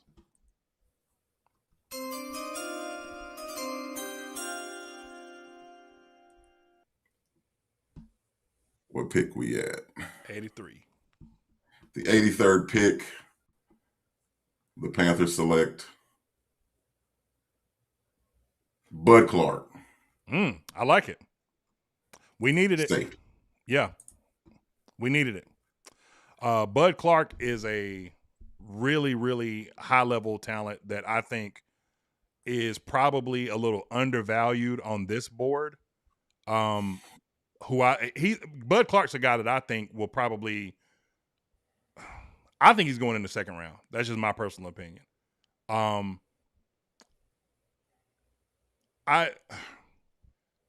Where do you, in your opinion, would you feel like he's an overreach if he got drafted around the same time as AJ Halsey? Well, the thing about it's the difference is the size, man. I mean, AJ Halsey is 225 pounds. Mm-hmm. You know what I mean? Bud Clark is 190 pounds. And so for some, that's an issue. I think that is kind of one of the, differing characteristics. It's like some people talking about Jacob Rodriguez's height versus, let's say, an Anthony Hill or a, Trotter. There's a big difference. But as far as like the coverage wise, I mean, this kid's got 15 career interceptions over 4 years. Mm-hmm. He plays really well in zone coverage. And that's just kind of what I'm looking for as far as the transition to the NFL. Also, man, he's got a lot of, elite straight line speed. I mean, he looks better as far as, my big thing is letting guys get you over the top. And Halsey does have the tendency to kind of get caught on his heels. He does have some, hip issues and some motor issues as far as like turning and running. Bud doesn't have those issues. He will come up and play the run. He tackles. He's not on the same level, I guess, as a tackler as Halsey, but I think that kind of has to do with the size. Mm-hmm. And, one of the weaknesses, they talk about him getting off blocks, but, how much is your safety going to be trying to get off blocks unless you're walking him up for a blitz or something? You know what I mean? Yeah. And Vietnam said Bud Clark is a true free safety, not a box guy trying to cover in deep space.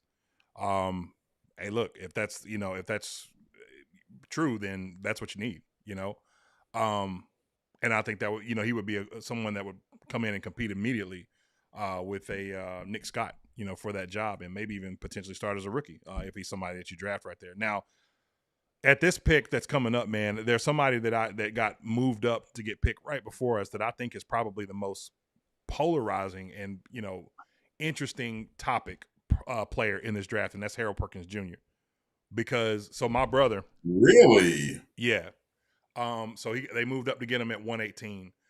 My brother, I haven't showed this, and he's gonna come on the show eventually. He might come on this week, man. I might have him on during the draft. But my brother played very briefly for the St. Louis Rams, and he just ran he don't like to talk football because his football career didn't go the way that we thought it was going to go, and so he don't really talk about it a lot. But he's opened up more now because, trust me, I would have had him on the show years ago, right? Because that's all we do is talk ball, right? But just out of nowhere, randomly on TikTok, he started sending me videos, and he would send me videos of one player over and over again for like the last 2 months. Who was that player? Harold Perkins Jr. He's like, man, this dude is the real deal, John. He's like, see ball, hit ball. And my question to bro always was like, but where? That's the question. Where? Because it feels like the Isaiah Simmons situation from years ago, where it's like not big enough to play one position, too big to play the other. But it feels from a situational perspective, the reason I think he's polarizing, Brad, is because if you get a defensive coordinator similar to look, I know he's not the same body type, but I'm talking about how he's used, right? Whatever position he does play, if you can figure out where to move him around like Seattle does, Mike McDonald does with Nick Emenworry, I think you can get absolute freaking chaos with a guy like this, where you could see him line up everywhere. You know what I'm saying? And I do think players like that aren't meant to be drafted at the top of drafts, right? But they become extremely valuable pieces on defenses. A guy that you could line up at the nickel, a guy that you could put as an off-ball backer, a guy that you can put directly on the edge. And in situational football, he can do it all. I feel like that's going to be Harold Perkins Jr. because he's just an athlete, right? But he's one of those people like a guy that just has no home.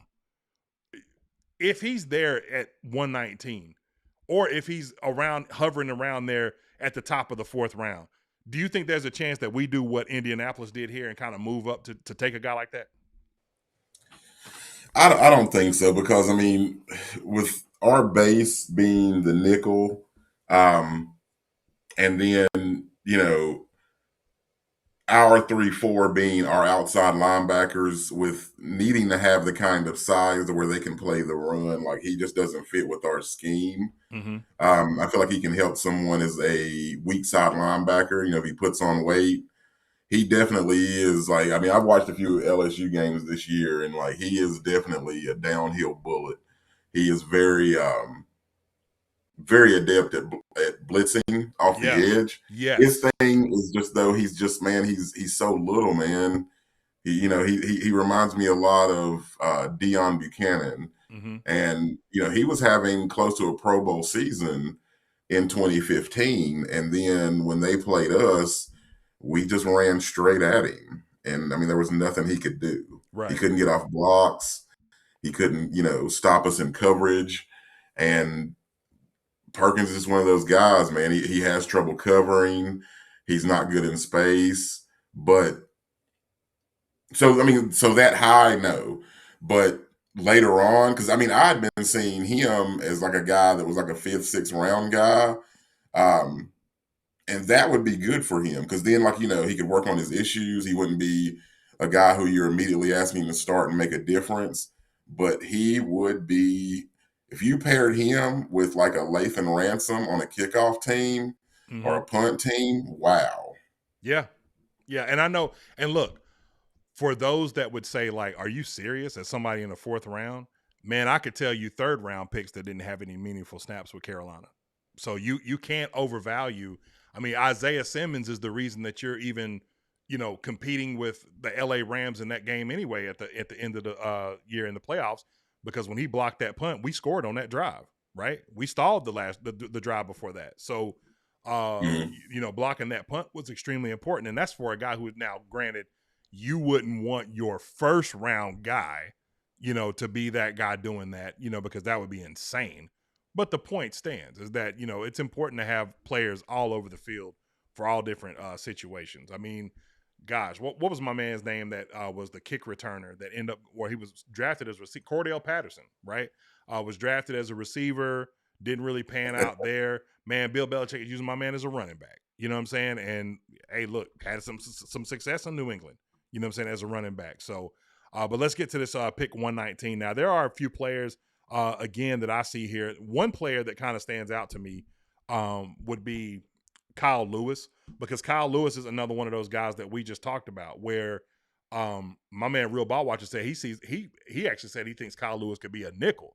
And I'm like, I could see that because of the size, because at linebacker, he is going to be, if you think Jacob Rodriguez is little, Kyle Lewis is, god dang, like, I was going to say, I'm not going to say that because that's Willow compared to like a peck. You know what I'm saying? Like, man, not a peck. I was about to say, not a peck, man. There's a peck with an acorn, and he's going to throw it at me.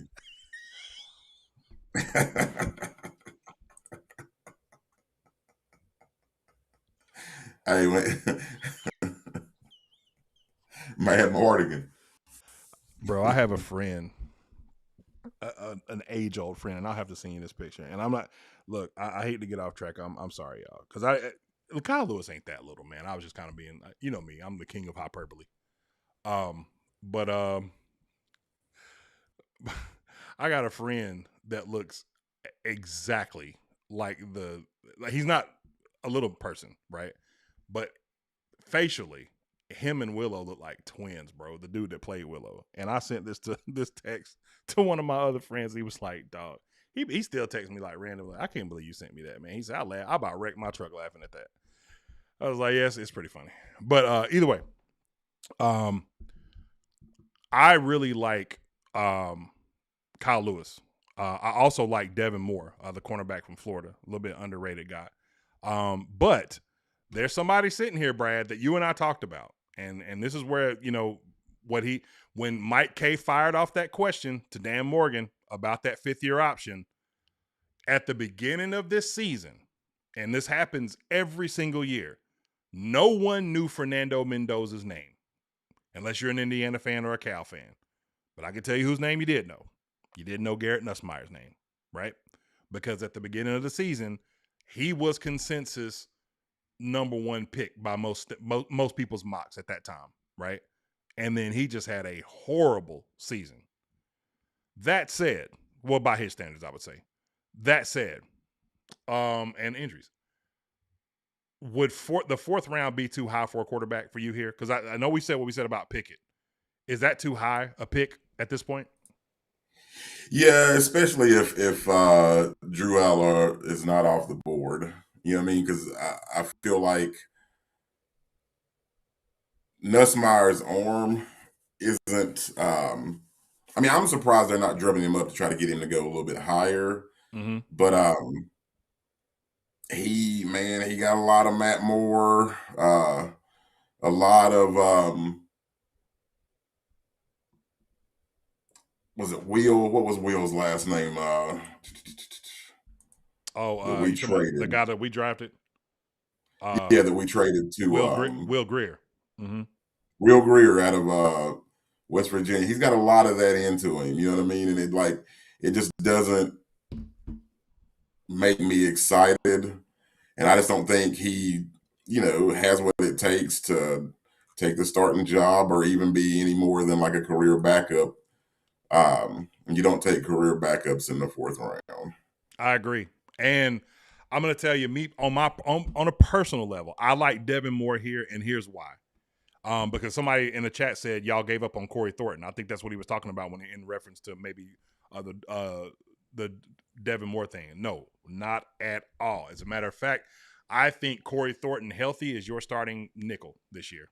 I really believe that. If nothing else, he's going to be in heavy rotation because we saw it last year. But at this pick, you could argue for drafting for depth. And if I'm going to draft for depth, I'm going to draft someone who could eventually be the replacement. Just you got two ways you can go here. You can draft for depth from on the offensive line because there's the whole situation with Walker and Icky, and then Timo is in his last year, so there's all that that's taking place right now. Which you could argue you kind of figured that out because if Icky comes back and he's a starter and Walker plays well, you can say, all right, Icky, we might not play you top shelf money, but we'll pay you a pretty decent contract, even though you have the franchise tag. And then when Timo walks, you can kick Icky to a right tackle. And then you got Walker there at the left or vice versa. So that situation can work itself out in that way. With the Devin Moore signing, excuse me, did I say Devin? Give me 1 second. Who did I say? What's the kid's name? Yeah, Devin Moore. My bad. With Devin Moore, you have an opportunity to, like, Mike Jack is someone that I think is going to have to, be re-signed, going into next year. Because I think if I'm not mistaken, and I could be wrong, Pickle, if he's still in the chat, can tell me this for sure. If Mike Jack is on the last year of his deal, and Brad, you may know this too, but if he is, you kind of do need that succession plan because if Corey may be your nickel because he's in waiting and he may take that role, right, as an outside, because I think he would thrive there personally.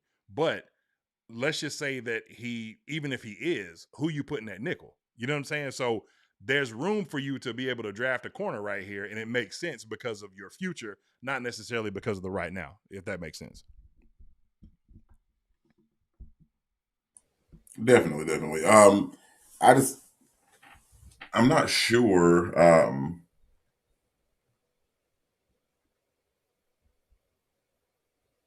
how that's. I don't know. That's one of those things where just wait to comment later. I got you. So who you thinking right here? With the let me give you music. Hold on.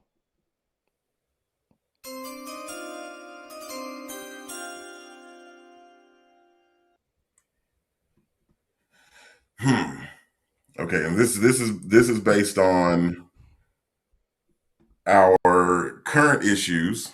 I do not know what's going on with Brady Christensen. Have you heard anything out of that camp? No, not at all. Mute, which is honestly kind of shocking. It is kind of shocking. I don't know. Shocking. Yeah, it has to be the body of work. And shout out to my man Real Ball Watcher, who will be on the show on Thursday, friend of the show. He said, yeah, he's on the last year and hinting at wanting more money. So that was the conversation that was going on.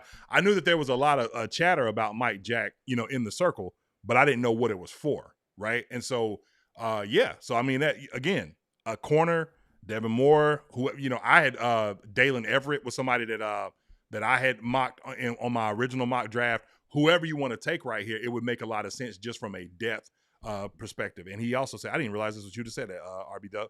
He said Devin Moore would be a fire pick, doesn't get talked about a lot because the injuries kept him off the field.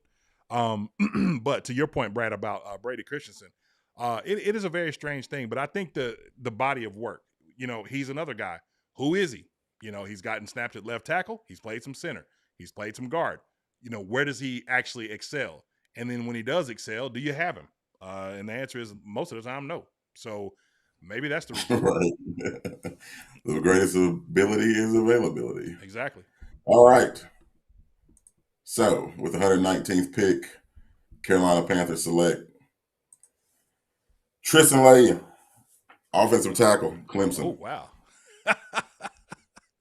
Bro, you be I ain't gonna lie, I love this, bro. I love it. I love how you be we be going through this whole thing talking about like, oh, they can do this, and this, and he come out of nowhere with like, nah, we're gonna take the punter. Oh no. We've been looking for Jensen's replacement for years at long snapper. Right. Let's get him. Fourth round. And they took Nick Barrett, another one of my guys that I like a lot from South Carolina. They took him right after us. He was drafted right after us in this mock. Yeah, man. So I'm telling you, this simulator has so many like ads and stuff like that. I may go back with the PFF because I was using this, but whenever me and RB Dub do ours, man, I'm definitely going PFF because they don't have ads like this. Because I actually pay for PFF, but I like this simulator because like early on in the like mock process, they had a lot of evaluations that sometimes, just being honest, it take PFF forever, to get around to. So it's like, and I ain't RB Dub. Like I told y'all, the way I do content, I'm a narrative guy. I'd like to get on here and just talk. I just be talking. You know what I'm saying? Like Charleston White said, I just be talking. You know what I'm saying? But my man RB Dub be like, this is what he do. Like he lived for this. You know what I'm saying? Which is why he's somebody that I acquiesce to for my information. And look, we done bombed the draft. B-. All right, and somebody was asking like, yo, what were your picks? So we only did a 4-round mock. It ain't a complete bomb, but pick 19 was KC Concepcion. Pick number 51 is Anthony Hill Jr., which they gave us a B and a B- for respectfully. 83 was Bud Clark, which we kind of all liked. And then 119 was all Brad's pick. That was Tristan Lay. And so y'all can fire them arrows at Brad for that one. Like we're gonna roll Brad right on under the Greyhound.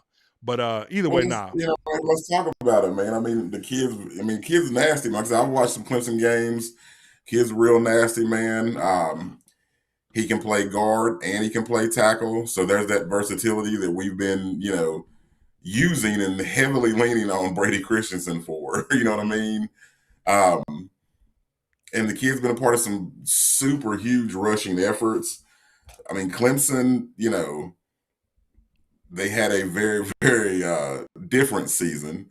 But like I said, I like this kid's, versatility. I like his size. Mm-hmm. And I just like, his ability to run block. And he's super athletic. I think he's one of those guys who can be coached up. And, he was just All-American coming out of high school. He's played well.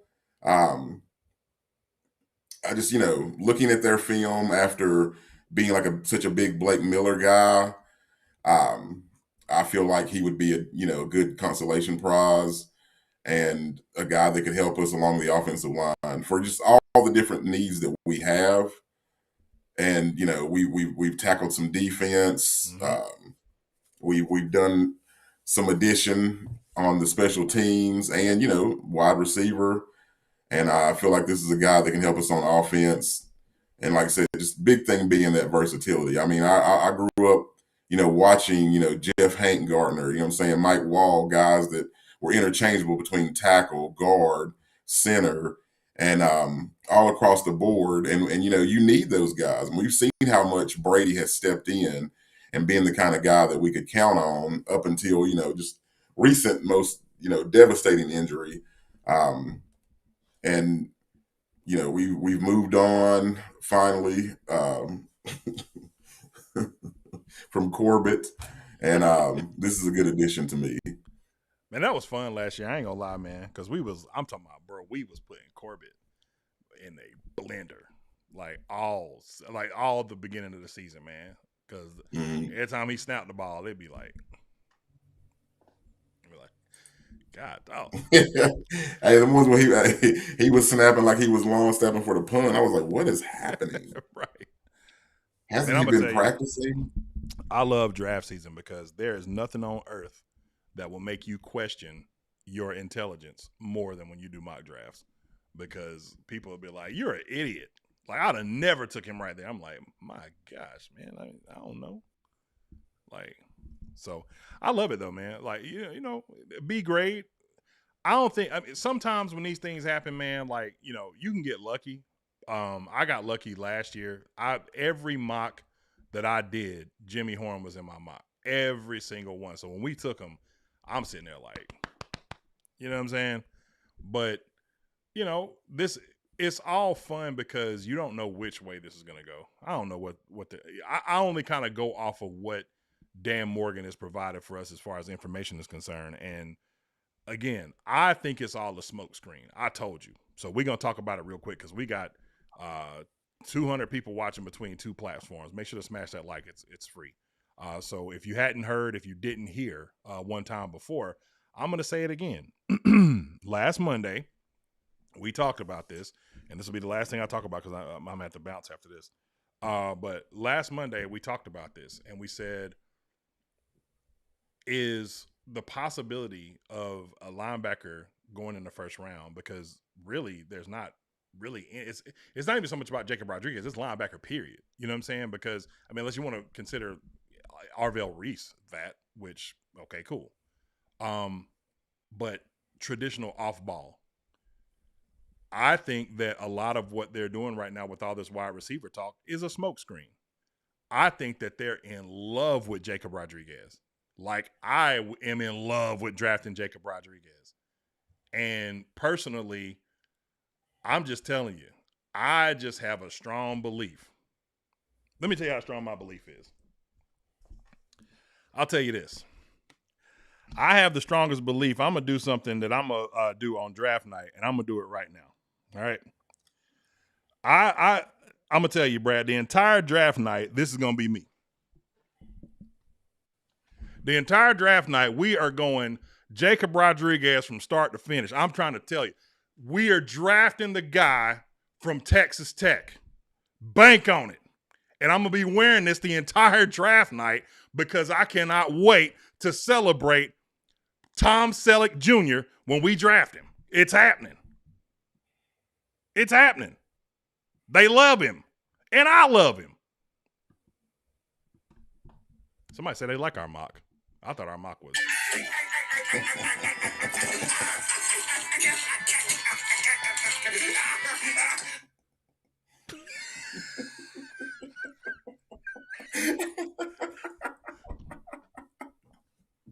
It's happening, man. I'm wearing it the entire draft. I'm speaking it into existence. The entire draft night. We're drafting Jacob. Yeah, man. I would J-Rod gang. I would not be upset with that pick. J-Rod gang. Just like my man Nas the Toad said. J-Rod gang. It's happening. I'm rocking it the whole night. Draft night when I go live. Rocking it the whole night. We are drafting Rodriguez. I'm calling it into existence. I'm trying to tell you. They've been throwing these smoke screens out here about wide receiver because they want you to believe that they're going to do that. They're not going to draft a wide receiver and beat Detroit 3 years in a row. They love this kid. When Luke Kuechly came out and said what he said the other day on the podcast with J.J. Hansen, that was the proof positive for me. He said he's my favorite player in the entire he didn't say the entire draft. He might have said that. He might have went that far. But he definitely said he was his favorite linebacker. He's my favorite. They're going to take him. So guess what? J-Rod gang. I'm going to be rocking this through the season when he is absolutely murking the teams in the NFC South. It's up.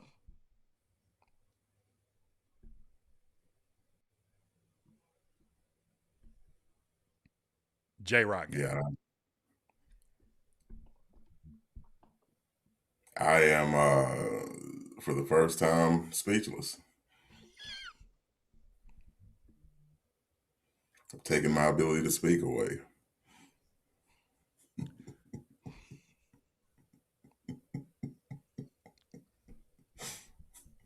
There's not much to say.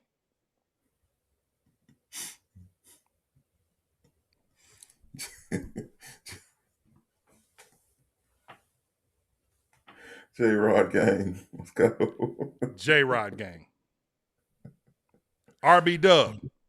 When we do it, when we go Wednesday. J-Rod gang. I'm trying to tell you. I'm not hiding it anymore. I know that a lot of people watch this show, and I appreciate it very much. So now you know how I feel. Clip it and put it out there. I'll be an idiot for everybody. But I'm going J-Rod. 19. Book it. It's happening. Book it. Would you say it's Book 'em Dano? Book 'em. I'm telling you. This kid has traits that you cannot teach. And I don't know if you saw those boxes that they are giving the Hall of Fame guys. Man, I saw Drew Brees opening his. It looked like, back in the day when you used I don't know if you ever bought a Jordan pack.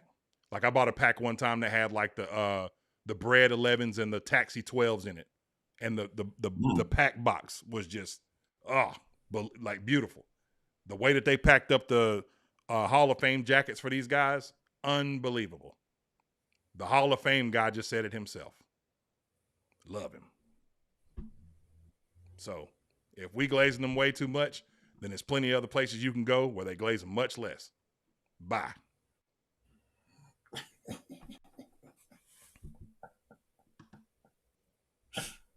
God dang it. I'm going to down that hill, god dang it. I'm getting ready to get out of here. But y'all heard it. It's effing J-Rod gang. You understand? Pilot wife. Serving in the U.S. military. America. I don't want to hear nothing else about it. Brad, you got any parting words? Yeah, I want to say happy birthday. Shout out to my boy Floyd, the original Ginger Cuz. That's all I got. Excited to see y'all on Wednesday, Real Ball Watcher. See y'all break down some stuff. I know how he be breaking down the film. It's going to be nice. Go check it out. Get ready for this draft on Thursday. Indeed. Keep pounding. Indeed. Yeah, I hope you had fun, because this your last juke.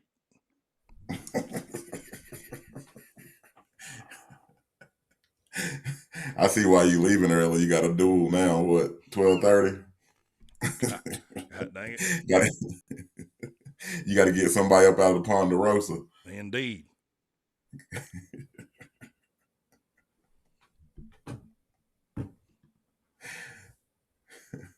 Trying to steal the horses. You threaten them again, I'll make your drunk butt smell that harmonica. I'm trying to tell you. Jacob freaking Rodriguez. Book it. I'll see y'all on Wednesday with the Real Ball Watcher. Peace.